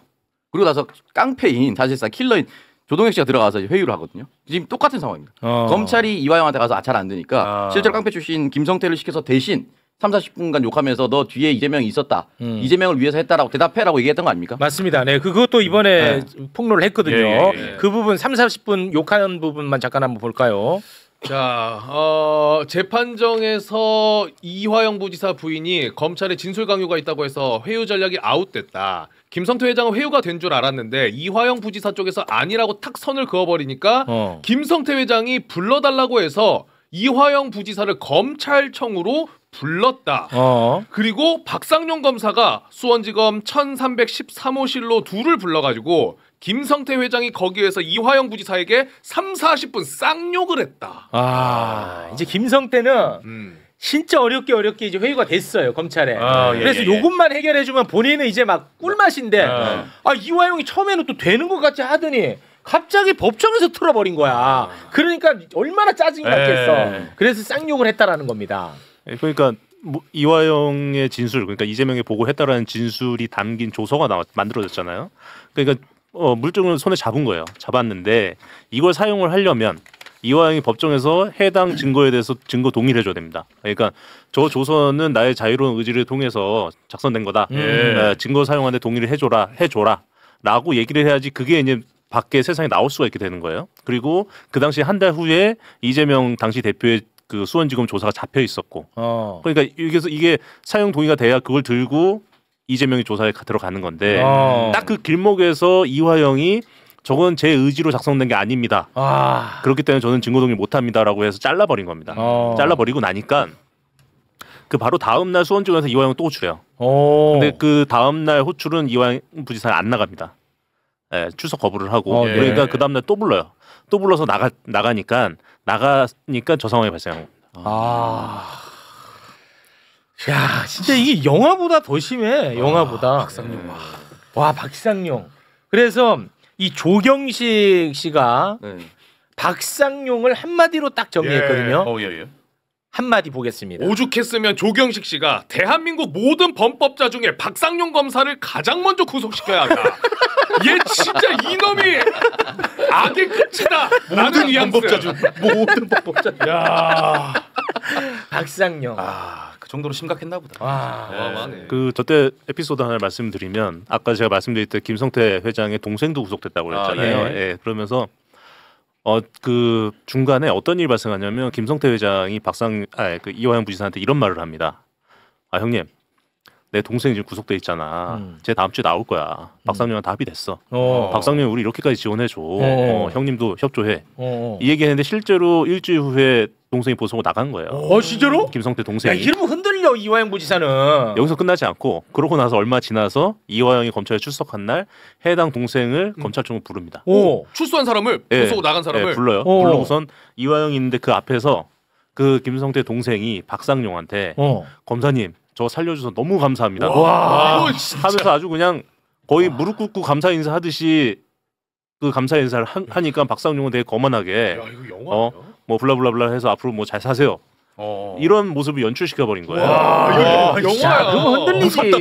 아니, 흔들리지 솔직히. 네. 그러고 나서 또 이제 김성태는 야, 형님 거봐. 내가 저 동생 나간다고 했잖아. 그럼 진짜 나갔잖아. 뭐 이렇게 얘기하면서 말이 돼? 나랑 손 잡읍시다. 이렇게 회유한 겁니다. 아니 근데 요거는 굉장히 좀 나쁜 이야기인데 왜 이화영 부지사는 왜 끝까지 박상용이랑 손을 안 잡은 거예요? 그 한마디면 되는 거잖아요. 이재명 지사가 보고 받았다 한마디면 되잖아요. 그 가장 큰 거는 그러니까 이화영 부지사가 그 당시 특수부 검사들의 수사 방식 그리고 거기에 호응하는 법원의 행태 이거를 좀 잘 모르셨던 것 같아요. 그러니까 그 특정일에 그 이재명 당시 지사한테 보고했습니다라고 얘기했는데 당신 나름은 그날 이제 기사 검색해가지고 뭐 많이 알려진 사실인데 그 도지사가 여의도에 있는 날짜와 시간에 맞춰서 보고했다고 진술을 한 거예요. 그리고 나중에 이제 이게 알리바이가 되니까 이걸로 내 진술을 깨버리면 되겠다. 그렇지. 이렇게 생각하셨는데 맞아. 그랬었지. 그 생각 갖고 보고를 했는데 그 다음에 상황이 돌아가는 걸 보니 그 정도 알리바이는 그냥 특수부 검사들이 그냥 개무시할 수 있는 수 있구나. 이런 상황이 된 것 같고 야 내가 이 발언 때문에 이재명이 바로 구속되겠네 이 상황이 된 거죠. 사모님이 가서 소리치신 것도 있고 그러니까 아차 싶으니까 다시 나의 그 뭐 죄송한 표현이지만 그건 나의 잔꾀에 불과했구나. 그거 가지고 이게 수습이 안 되는구나 판단이 돼서 다시 뒤집어 버리신 거죠. 와. 근데 그 회유하려고 이제 그 술 파티하고 했다는 의혹이 있지 않습니까? 네. 관련해서도 엄청나게 구체적으로 이번에 이야기를 했는데 그 술 음식이 그 조달되는 그 통로를 아주 구체적으로 이번에 얘기를 했습니다. 네. 자, 수원지검 1층 로비 출입문 말고 계단문 쪽에 엘리베이터가 있는데 그 엘리베이터는 3층까지밖에 못 간다. 그래서 그 엘리베이터를 타고 먼저 지하로 내려가고 그러면 다시 지하 통로가 나오는데 가다 보면 왼쪽과 오른쪽으로 각각 검찰청 그리고 법원으로 가는 통로가 갈라진다. 여기서 검찰청으로 가는 엘리베이터 쪽으로 가고 그 엘리베이터는 전층을 다 갈 수 있다. 그래서 그 엘리베이터를 이용해서 13층까지 가서 1313호로 들어간 거다. 자, 이 얘기를 왜 하냐? 이거를 밝히기 위해서는 이걸 알아야 되고요. 그 기록을 보라는 거야. 서울고검 감찰팀이 반드시 1층 로비에 있는 출입구 말고 그렇지. 지하 통로 이용해서 들어가는 출입구 쪽에 출입 내역을 확보를 해야 된다. 그렇지. 이게 핵심이야. 왜냐하면 교도관이 분명히 신원 카드를 찍었기 때문에 전자 기록이 있을 거다. 얘네들은요. 예를 들어서 1층 로비 출입구 그 기록만 또 제출하면서 봐라. 그날 아니고 이런 식으로 할 놈들이거든. 그렇죠. 그래서 이게 되게 중요한 거야. 그 감찰 내용이 나와서 뭐 잠깐 좀 말씀을 드리고 싶은데요. 지금 서울고검에서 감찰을 하고 있잖아요. 감찰을 하고 있고 일부는 수사 전환이 됐는데 감찰을 하다 보니까 이게 감찰이 어디까지 손을 대야 할지 모를 정도로 일이 번지고 있습니다. 그러니까 이게 아니었으면 벌써 감찰 결과가 나왔을 거고 또 하나는 비비안에 대한 압수수색 영장이 2번 그 기각만 안 됐어도 나왔을 텐데 이건 감찰 부장이 본인 말로 입으로 이제 직접 한 얘기입니다. 이게 너무 그러니까 파면 나오는 마르지 않는 샘물처럼 뭔가 이게 보면 나오고 보면 위법상이 나오기라는 거예요. 그래서 한 가지만 말씀을 드리면 이제 대북송금 사건이라고 불리는 게 두 가지가 있잖아요. 하나는 이화영 부지사 이미 대법원 확정 판결을 맞은 대북송금 사건이 하나 있고 두 번째는 그거에 파생돼서 이재명에게 제3자 뇌물죄로 건 대북송금 사건이 하나 있잖아요. 그 두 개 사건의 수사 기록 목록을 둘 다 저희가 받았습니다. 그러니까 뭐가 있냐면 수사를 하면 전체 수사 기록이 있을 거잖아요. 수사 기록 중에 일부를 추려서 법원에 증거 기록을 내요. 그러면 그거는 이제 그 법원에 제출된 증거 기록 목록이 있을 거고 그거 말고 이 수사를 통해서 모은 전체 수사 자료에 대한 목록이 있습니다. 그 목록을 두 사건에서 제가 다 받았는데 무슨 상황이 있냐면 이화영 부지사 예를 들면 100번 불렀는데 그 중에 조서가 작성된 건 12번밖에 없다. 그럼 나머지 그 소환에 대해서는 뭘 했냐라는 부분이 문제가 되잖아요. 네. 여기에 대해서 그 어떤 자료도 없습니다. 와서 조서를 안 썼으면 면담 조서 또는 면담 조서도 없으면 수사기록 확인원이라도 있어야 되는데 없는 거예요. 없어서 계속 저희가 문제 제기를 했어요. 불러다 뭐 했냐. 그 상식적인 의문 아니냐. 그렇습니다. 이랬는데 이번에 그 감찰팀에서 수원지검에서 자료를 받아왔는데 그 날짜에 면담 조서 수사기록 확인원이 다 있는 겁니다. 있어요? 네, 있는 거예요. 그러면 두 가지 가능성이 있죠. 하나는 수사기록 목록이 조작이 됐던지. 네. 그러니까 원래 수사기록 목록은 무조건 그 수사기록 전체에 대한 아주 사소한 자료라도 전체에 대한 목록이 다 담겨 있어야 됩니다. 네. 근데 거기 없었던 거예요. 수사기록 목록이 조작됐던지 조작했다고 하면 그 이유는 제가 복사해달라고 할까봐. 우리 없어 그냥 해버렸던지. 두 번째는 이걸 안 맞는 것 자체가 불법이기 때문에 그러니까 그 당시에는 이게 불법이라 아무리 주장을 해도 아무도 안 들어주고 검찰은 당연히 윤석열 편이니까 조사도 안 하고 이런 상황이었는데 지금은 이거 자체가 불법이기 때문에 그 서울고검 감찰팀한테는 이걸 제출했던지 둘 중에 하나일 겁니다. 근데 100번 양보해서 수사기록 목록이 조작됐고 면담 기록 등등이 원본이라고 하더라도 명단 기록이랑 수원지검 출입 기록하고 다릅니다. 무슨 얘기냐면 가장 대표적인 게 이제 뭐 또다시 그분 얘기를 하면 설주환 변호사가 뭐 내가 언제 들어갔었어요. 그때 내가 다 봤어요. 이런 얘기를 했잖아요. 그 기록이랑 그 주장이랑 면담 조서 기록이랑 실제 사람이 출입한 기록 3개가 다 달라요. 아 그래요? 네. 뭐 어떻게 된 거예요? 이런 일이 비일비재합니다. 비일비재 해가지고 그래? 그냥 수사 자체를 엉망진창으로 했어요. 야, 그건 뭔가가 아무튼 그 3개가 다 조작될 수도 있는 거고, 그 뭔가가 이제 조작된 거고. 그래서 이제 그 감찰에서 한 얘기는 이쯤에서 마무리하고 싶은데 할 수가 없는 상황이구나. 이쯤에서 마무리하고 싶은데 어쩐지 좀 오래 걸리더라고. 계속 나와. 파면 팔수록 마르지 않으면서 계속 나오니까 감찰도 어디서 마무리해야 될지 모를 정도의 상황. 아니 그 박상용하고 그 부장검사 서현우 하고 그 수원지검장하고 압수수색이 남았어요. 지금 빌드업을 하고 있는 거고. 빌드업 강제 수사하죠. 압수수색해서 구속영장 청구할 겁니다. 지금 빨리 그거를 그러니까 감찰이 늦어지는 이유는 법원이 영장을 기각해서라고 제가 그때 말씀드렸잖아요. 어떻게 그 말도 비비한 무슨 쌍방울 거기 사옥 압수수색 영장을 2번을 기각합니까? 기각 확률이 1%인데 완전 기각 확률은 1%.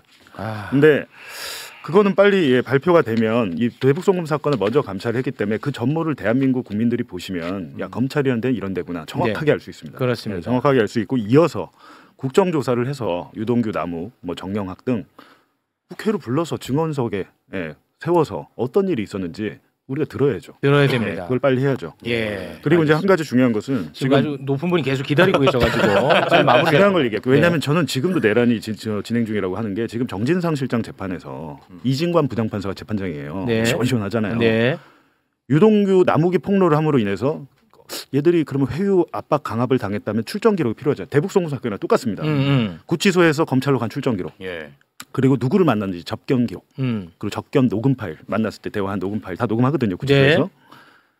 제가 확인을 해보니까 재판부에 제출이 됐는데 유동규 거는 빼고 제출했습니다. 지금 제가 이 문제는 구치소가 검찰한테 어떻게 못해요. 왜냐하면 그냥 일개 평검사가 가서 구치소 뒤집어 버릴 수 있어요. 형사소송법상 검사가 구치소에 그 감찰을 할 수 있게 돼 있습니다. 검사가 어마어마한 권한을 있다니까. 그러니까 그 무슨 그 누굽니까 교도관들은 꼼짝도 못해 검사한테. 그러니까 유동규 거를 다 뺐어. 지금 보니까 유동규의 특히 접견과 그 녹음 파일이 중요한데 유동규 거를 빼고 제출했다. 재판장이 이럴 것 같아서 보관 기한이 3년이 지났어도 폐기하지 말고 갖고 있으라고 그랬거든. 재판장이 경고를 했어요. 이중간 재판장이 이러니까 미리 알고 하신 거죠. 근데 유동규 거 싹 빼고 제출이 됐어요. 이게 심각합니다 지금. 그래도 그 이진관 재판장이라서 좀 낫네. 그나마 그 계속 그 지휘를 할 것 같은데. 여기도 빨리 못 밝힌 이유가 연호예술 파티 빨리 못 밝힌 이유가 그 신진우 부장판사가 안 해줘가지고 그런 거 아니에요. 재판 선고하기 직전에 준 거지 뭐. 그러니까 지금 그 감찰팀이 갖고 있는 자료들이 사실 재판할 때 제가 다 그 제출 명령을 청구했던 자료들입니다. 근데 법원에서 다 기각해서 못 받았던 자료들. 법원에서 기각했어요. 그럼 기각한 판사가 신진우 부장. 신진우는 지금 어디가 있어요? 수원 고검에 있습니다. 수원 고법. 고법. 영전했죠. 수원 고법에 있어요. 참 진짜 큰일이다. 내란 청산도 지금 법원에서 다 막히고 있고. 사법부가 진짜 아주 돌아버리겠습니다. 일단 두 분간 여기서 인사 나누고요. 지금 우리 높은 분이 계속 기다리셔가지고 자, 두 분간 여기서 인사 나누겠습니다. 두 분 대단히 고맙습니다. 감사합니다. 자, 지금부터는 정치권 이슈를 대한민국 최고의 정치 구단과 함께 이야기를 좀 나눠보도록 하겠습니다. 네. 걸음걸이가 워낙 느리시니까요. 오시는 동안에 우리 오창숙 이사장님께 제가 요거 하나 좀 여쭤보겠습니다. 당 상황 너무나 잘하시는 분이고요. 대통령실 많이 잘하시는 분인데 잠깐 기다리세요. 인사 나누겠습니다. 박지원 의원님 박수로 맞이합니다. 네, 반갑습니다. 빨리 오셔가지고. 고맙습니다. 당은 어떻게 지금 잘 되고 있나요? 우리 민주당이요? 네. 잘 되고 있어요. 잘 되고 있습니까? 네. 대통령실하고도 잘 호흡하고 있고요. 대통령실이나 정부하고는 당정대가 부단히 소통하고 있기 때문에 뭐 조금 압력이 생길 수도 있어요. 그렇지만은 잘 소통해가지고 조정하기 때문에 문제 없다. 저는 그렇게 봅니다. 전혀 문제 없다 이거죠. 네. 뭐 댓글이나 막 온라인 커뮤니티 그리고 일부 유튜브 보면은 대통령실하고 지금 현재 민주당 당 대표하고 굉장히 그 갈등이 심한 것처럼 얘기하는 데가 많더라고요. 그 양쪽을 다 잘 알잖아. 잘 몰라. 왜 그래? 잘 알잖아. 잘 알잖아. 얘기 좀 해줘봐. 아니 근데 이제 뭐 갈등이 심하다라기보다는 저는 이제 그렇게 말씀드리고 싶어요. 어떤 쪽에 더 저는 신뢰를 갖고 보느냐. 누가? 제가. 제가 말해봤을 때 어떤 쪽에 더 신뢰를 하느냐. 메시지가 만약에 엇박자가 나거나 아니면 동일한 사안에서 다르게 말이 나오는 경우가 있다면 저는 대통령실을 조금 더 신뢰하려고 하는 편입니다. 대통령실의 뭐 기관장이 비서실장이나 국무총리나 장관이 하는 말을 당에서 나오는 말보다 저는 조금 더 신뢰하려고 한다. 왜냐면 뭐 의원님 계시겠지만 의원님 또 이제 비서실장도 하시지 않았습니까? 비서실장 출신입니다. 당정의 관계를 다 아실 텐데 이 당에 있는 사람과 정부에 있는 사람의 결정적인 차이가 있습니다. 임기? 네. 비서실장의 임기가 정해져 있습니다. 임기 없죠? 네, 대통령이 나가라면 다음날 나가야 되죠. 바로 나가죠. 네, 거의 그렇습니다. 장관도 마찬가지라고. 바로 나가죠. 임기 없는 사람은 대통령의 의중을 거스를 수가 없습니다. 임기가 보장되어 있지 않은 정치인은 대통령의 뜻을 거스를 수가 없고 대통령의 의중에 가장 가깝게 이야기하려고 노력할 것입니다. 그렇기 때문에 당정 갈등이 어떤 사안별로 제가 뭔지는 잘 모르겠습니다만 만약에 다른 메시지가 나온다면 조금 더 정부의 메시지를 저는 조금 더 신뢰하고 싶다. 왜냐하면 우리가 축구 게임을 하더라도 축구 게임 하는 이유가 뭐죠? 내가 원하는 선수를 베스트 11을 꾸리고 싶어요. 게임할 때. 게임 오늘 게임. 그러면 이제 베스트 11을 이재명 대통령은 첫 번째 조각에서 자기가 생각하는 베스트 11을 꾸렸을 겁니다. 뭐 그렇겠죠. 그런 사람의 메시지가 대통령의 의중과 크게 다를 수는 없습니다. 그렇기 때문에 뭐 갈등이 어떤 사안이라고 물어보시지 않았지만 있다면 조금 더 정부의 말을 더 신뢰 있게 보고 싶습니다. 이 꼬마의 이야기가 맞습니까? 어떻습니까? 이 꼬마거든요, 이 친구가. 대충 맞아요. 대충 맞다. 야, 당에서 나오셨는데도 대충 맞다고 하면 인정을 또 대충 맞아요. 대충 맞아요. 정치권의 말은 조금 과장되고 과격하고 그럴 수 있지만은 대통령을 모시는 대통령실이나 정부 인사들은 좀 더 신중하죠. 그 파장을 두려워하고 그렇지만 정치권 인사들은 좀 질러놓고 본다 이런 것도 있어요. 그래 대개 맞아요. 감사합니다. 이런 친구 그 청년재단 이사장 해도 되겠습니까? 이런 아이들? 청년재단 이사장 충분하게. 감사합니다. 야, 인정. 감사합니다. 감사합니다. 고맙습니다.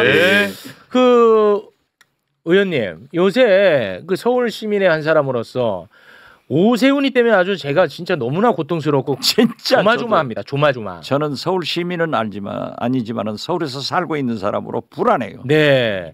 종묘 사건도 그렇고요. 한강버스 사건도 그렇고요. 고집이 너무 세요.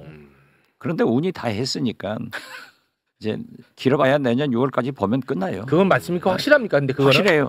왜냐하면 언론에서는 민주당이 오세훈 하나를 이길 만한 인물이 없다라는 분석들을 많이 내놓던데. 천만의 말이에요. 천만의 말씀이요. 명태균 아저씨가 그대로 두지 않잖아요. 뭐 명태균한테 기대요. 아니 그 아저씨가 얼마나 진실을 얘기하고 있어요. 그리고 지금 또 광화문의 바트로청. 그게 감사의 정원. 그 착공이 들어갔더만요. 이름도 바꿔야 돼. 뭔 감사의 정원이야. 그게 입찰을 해서 통일교 쪽하고 가까운 그런 분이 됐다는데 가격도 10억 차이가 있는데 주었더라고요. 나와요. 그런데 과연 광화문이라고 하는 것은 우리가 평화의 상징이 되고 문화의 상징인데 바트로청 하려면은 계룡대로 가야죠. 그렇죠. 계룡대 그렇습니다. 아니 근데 이거 어떻게 좀 스탑을 시켜야 될 것 같은데 고집이 너무 세던데요. 그건 지금 임기를 가지고 있는 방법이 없어요. 오세훈 시장이기 때문에 방법이 없지만은 안 된다니까요. 지금 보십시오. 광화문에 그 전에 뭐 몇백 메타 국기봉 세운다겠다 갔잖아요. 그건 무산됐죠. 네. 그리고 아파트값 문제도 있지만은 이번에 한강버스도 그게 좌초된 게 시멘트 위에요. 그 밑에 가스 유전이 흐르고 있다는 거예요. 가스관이 있더라고요. 무섭더라고요. 알겠습니다. 아무튼간에 내년 지방선거를 통해서 오세훈은 그 자리 유지 못할 것이라는 거는 정치 구단 인생을 걸고 말씀하시는 그렇죠. 나는 있죠. 두 사람은 떠난다. 두 사람 누구죠? 장동혁. 장동혁도 우리가 정치를 하면서 좀 미래가 불투명하면은 헛발질을 많이 하는 거예요. 그런데 심지어 우리가 황교안이다 이렇게까지 얘기하더니 이제 정광훈 목사하고 연대한다고 합니다. 이런 거 하면은 이 G20 아프리카 순방을 떠나는 중동 순방을 떠나는 대통령한테 대장동 먹튀하고 1호기 타고 왔다. 그게 이런 막말을 하는 것은 있을 수 없어요. 있을 수 없습니다. 그러니까 지금 다급하니까 정치적 어려움을 거기다 토로하고 있는데 저는 그렇게 나가면은 길어봐야 내년 6월 지방선거에서 실패하면은 끝이다. 그래서 장동혁의 정치 운명은 내년 6월이다. 대단히 그렇게 고맙습니다. 보고 있어요. 두 사람 딱 두 사람. 내년 6월이면 사라질 사람 장동혁, 오세훈이다. 우리 꼬마의 분석 좀 들어볼까 하는데 오세훈의 인물 경쟁력을 꺾을 만한 민주당의 주자가 없다라는 분석 어떻게 생각하십니까? 동의하지 않습니다. 동의하지 않습니다. 차고 넘칩니다. 차고 넘쳐. 차고 넘치고 또 이제 뭐 총리 얘기도 나오고 비서실장 얘기도 나오는데 총리님은 아닌 걸로 알고 있습니다. 김민석 총리는 아니에요? 아니라고 생각합니다. 왜냐하면 그 행사를 어제 성균관대 아침밥 먹기 행사 같이 갔어요. 야, 총리랑 어울립니다. 이 꼬마가. 우리랑 달라. 여행기 첫 출전했습니다. 근데 갔는데 이제 혹시 뭐 서울시장 얘기가 나오는데 이런 게 의중이 있으신가? 아니라던데요. 그렇기 때문에 이건 배제시켜야 됩니다. 총리는 배제시키는데 당의 인물과 뭐 비서실장이 어떻게 될지 모르겠지만 포함시킨다면 충분히 승산이 있다고 생각하고 저는 한강버스 안전에 대한 문제가 대두가 됐으니까 대두가 된 김에 한강버스를 중단해야 된다. 이걸 넘어서 왜 이 배는 정상적으로 작동하지 않는가의 본질적인 문제를 좀 가야 된다고 봐요. 그렇습니다. 그 본질적인 문제를 해결하기 위해서 지난해 윤석열 정권 서울시 국정감사에서 민주당 시의회 의원들이 증인 채택을 했어요. 근데 그게 불발이 됐습니다. 근데 그 중에 5명인데 한 사람이 카네비 모빌리티 대표 정땡땡 씨예요. 제 이제 뇌피셜 이제 의심입니다. 이분의 회사 이름 이 사람이 뭐였냐면 전기 추진체 공급 계약 업체입니다. 전기 추진체. 전기 추진체. 자, 근데 한강버스는 배죠. 이 정모 씨의 회사 이름이 카네비 모빌리티입니다. 카네비 모빌리티. 카네비. 자동차? 자동차 내비게이션. 근데 왜 배에 전기 추진체를 할 수가 있지? 이걸 의심스러워하고 있었습니다. 민주당 시의원들이. 그러니까 저는 본질적으로 이 배가 어떻게 만들어졌는지를 먼저 따져봐야 된다. 맞아. 한국에 핵잠을 만들 수 있는 나라가 되었는데 수상버스를 하나 못 만든다는 건 말이 안 되지. 그러면 저 오세훈 시장과 SH공사를 포함해서 공적 자금이 약 70%가 투입이 됐는데 이 돈을 왜 이런 전문가가 아닌 업체에 배당이 되었을까? 그렇지. 이 문제부터 저는 본질적으로 좀 따져볼 타이밍이라고 생각합니다. 굉장히 위험한 상황입니다. 그렇습니다. 그거는 저희가 또 관심 있게 지켜보도록 하겠습니다. 자, 그리고 우리 박지원 의원님, 대장동 항소 포기 이후에 이 검사들이 뭐 그렇게 잘났다고 뭐 반발하면서 사퇴를 또 막 하고 있나 봐요. 근데 막 언론에서는 어유 이 검사들 사퇴한다. 빨리 민주당 사과해라. 막 이런 식의 지금 보도를 쏟아내고 있는데 대장동 항소 포기로 사퇴한 검사들 얼굴 한번 좀 쓱 볼까요? 뭐 이런 애들인데요. 쥐들이 잘못해놓고 뭘 어쩌라는 건지는 난 모르겠는데 지금 이 검찰의 이런 문제 이거 어떻게 보고 계십니까? 항소 포기 문제. 지금 본질적으로 이 대장동 문제는 사법부가 우리 편입니까? 사법부의 판단을 가지고 검찰이 우리 편입니까? 자기들이 항소 포기를 한 거예요. 그걸 왜 민주당이 미주알 고주알 설명하는지 모르겠어요. 이건 사법부의 판단을 가지고 찐윤 검사들이 항소 포기를 했다. 그렇지. 그런데 느닷없이 선택적 항명을 하는 검사들이 들고 나오는데 그분들은 좀 나가야 된다. 저는 그렇게 봐요. 그래서 우리 민주당 그리고 조국혁신당 박은정 의원 무소속 최혁진 의원 정성호 장관과 잠깐 얘기를 했어요. 아, 네. 그 자리에서 18명 검사장 내보내라. 그리고 검찰의 계급은 검사 총장밖에 없어요. 그렇습니다. 그렇기 때문에 보직 해임을 시켜서 인사조치 해라. 네. 이제 정성호 장관이야 좀 곤혹스럽겠죠. 물론 해야 되지만은 그래도 장관이니까 조직을 좀 보호하려고 하지만은 네. 어떻게 됐든 고려하겠다. 이런 얘기를 했는데 불감청 고소원 저렇게 두 사람 나가지면 나머지도 빨리 나가야죠. 왜 여기 있어요? 가서 윤석열 변호사 하는 것이 낫지? 예를 들어서 뭐 18명이 예를 들어 다 나갔다. 그래도 문제될 건 없다는 거죠? 그렇죠. 손 안 대고 푸는 겁니다. 2,000명이 넘는데 네. 한 20명 나갔다 해서 문제 없어요. 네. 그렇지만은 이제 그분들이 중견 간부니까 일부에서 우려하는 사람들도 있죠. 그렇지만 그건 문제 없다고 생각해요. 네. 그리고 지금 나가봐야 춥고 배고파요. 엄동설안에 지금 검찰청이 없어지니까 로펌에서도 또 변호사들이 법조인들이 많이 나갔으니까 변호사 시장도 그렇게 좋지 않아요. 녹록치 않아. 네, 그렇기 때문에 과거에 그러잖아요. 검사는 목이 둘이다. 검사 권력 부리다가 나가면 변호사에서 1년 정관예우로 100억 이상을 벌었는데 아유, 지금은 춥고 배고파요. 예. 그러니까 못 나가요. 알겠습니다. 안 나가려고 해요. 네. 법무부 사정을 잘하는 우리 청년재단 이사장님. 청년재단에서 지금 이제 전혀 모르는데요. 올라운더. 예. 검찰청에 가본 적도 없습니다. 법무부가 이렇게 그 집단 행동한 검사들 인사 조치, 징계, 그리고 수사 이 세 가지 중에 뭔가를 좀 검토하고 있다라는 보도가 나오지 않았습니까? 네네. 어느 쪽으로 가고 있는지 우리 법무부를 잘하는 우리 청년재단 이사장님 그거를 좀 한번 아니 그게 경고의 메시지는 될 수 있다고 보고 저는 어떠한 방향을 선택해도 전 된다고 생각합니다. 뭐가 됐든 의원님께서 말씀해 주셨던 검사 검찰총장으로만 나뉘니까 어떠한 방식을 선택해도 되는데 그거는 이미 국민들께서 선택을 해주셨다고 생각합니다. 이미? 예. 저는 개인적으로 저는 이제 마지막 코너 아닙니까? 네. 저는 정치외교학 학생이에요. 1학년 때 정치학 언론에서 정치란 무엇인가를 배워요. 그럼 보통은 데이비드 이스턴이 말한 정치는 한정된 가치의 권위적인 배분이라고 얘기를 합니다. 왜 그러냐? 또 외우고 다니네. 그러니까 1학년 1학기 때 원론에서 무조건 배우는 겁니다. 모든 전국에 있는 정치외교학 학생들이 아는 건데 한정된 가치는 예산이나 시간 같은 걸 얘기하고 배분은 나눠준 거 아니겠습니까? 권위적인 것이 가장 중요한 권위는 절차적 정당성에서 나옵니다. 선거라는 제도를 통해서 국민들이 투표를 통해 결정합니다. 그래서 선거는 민주주의의 꽃이라고 하는 거예요. 그러면 지난 대선 때 검찰 개혁을 하겠다라는 이재명 대선 후보의 뜻을 지지하고 동의했기 때문에 이재명이라는 사람이 당선됐습니다. 그러면 검찰 개혁을 하기 위해서 검찰이 이렇게 반발을 한다면 법리 정하는 내에서 하고 싶은 대로 다 할 수 있는 것이 대통령의 권한이고 정부의 권한입니다. 그렇기 때문에 평검사로 가는 것이 이상하다. 전례 없었다. 상관없습니다. 해도 된다라고 하고 이미 대선이 끝나자마자 국민들의 지지에 의해서 당선이 됐기 때문에 할 의무가 있다고 생각합니다. 그래서 방향과 방식은 법률이 정한 내에만 된다면 모두 할 수 있다고 저는 생각합니다. 야 그래도 그 어른 앞에서 너무 목소리를 높였어.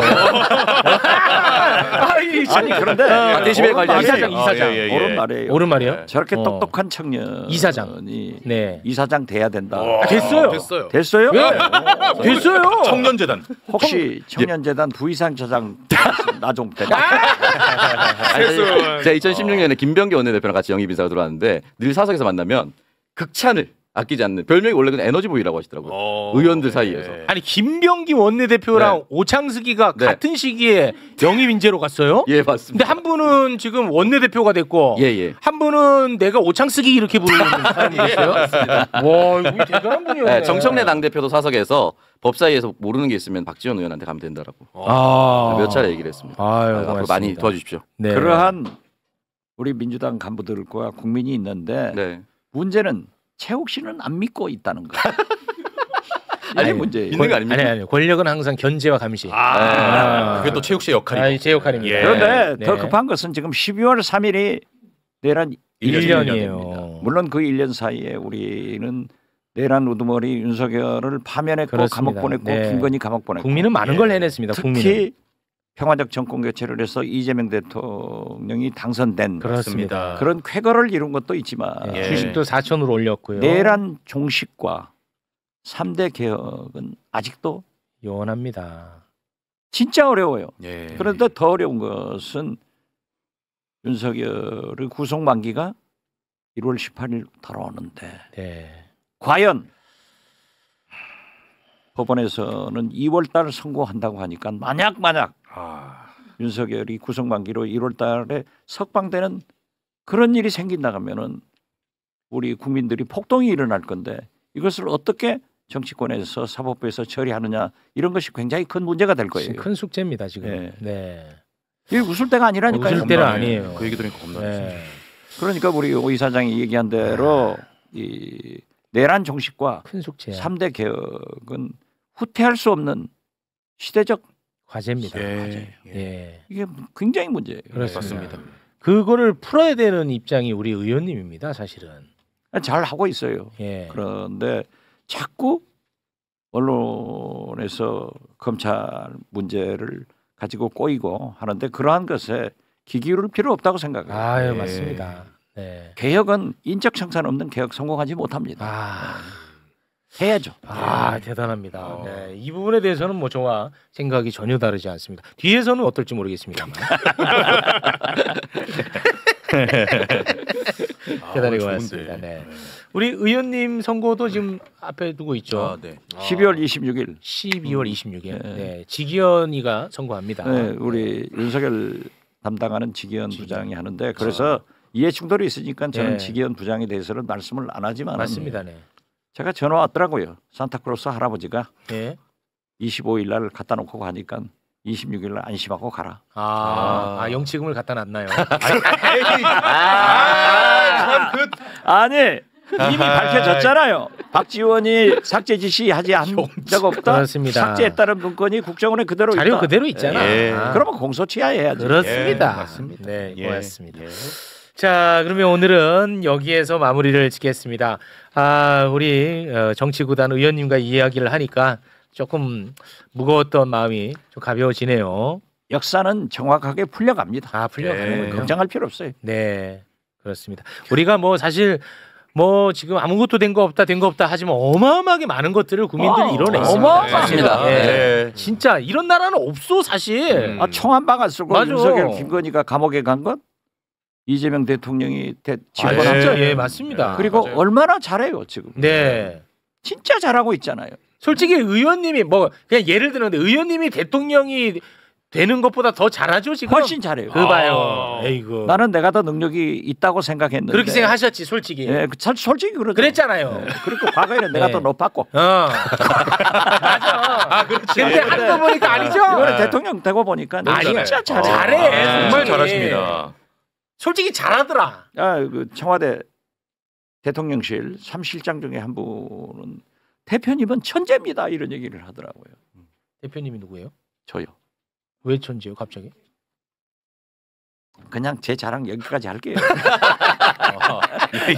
그런 얘기 안 했나 봐. 지현이 니가 갑자기 뭐 그렇게 갑니까? 에이구 참. 네. 자 그러면 세 분과는 여기서 인사를 나누겠습니다. 네. 여기서 마무리해도 되겠죠? 네, 우리 오창석 이사장님도 여기서 마무리 좀 짓도록 하겠습니다. 오늘 이사장님 나오셔가지고 굉장히 풍성하고 좋았어요. 마을 도움이 됐다면 다행입니다. 너무 좋은데요? 그럼 또 내년에 이제 음성이 너무나 좋아요. 감사합니다. 좋아요. 키가 근데 이제 워낙 알겠습니다. 함께해 주신 세 분 대단히 고맙습니다. 감사합니다.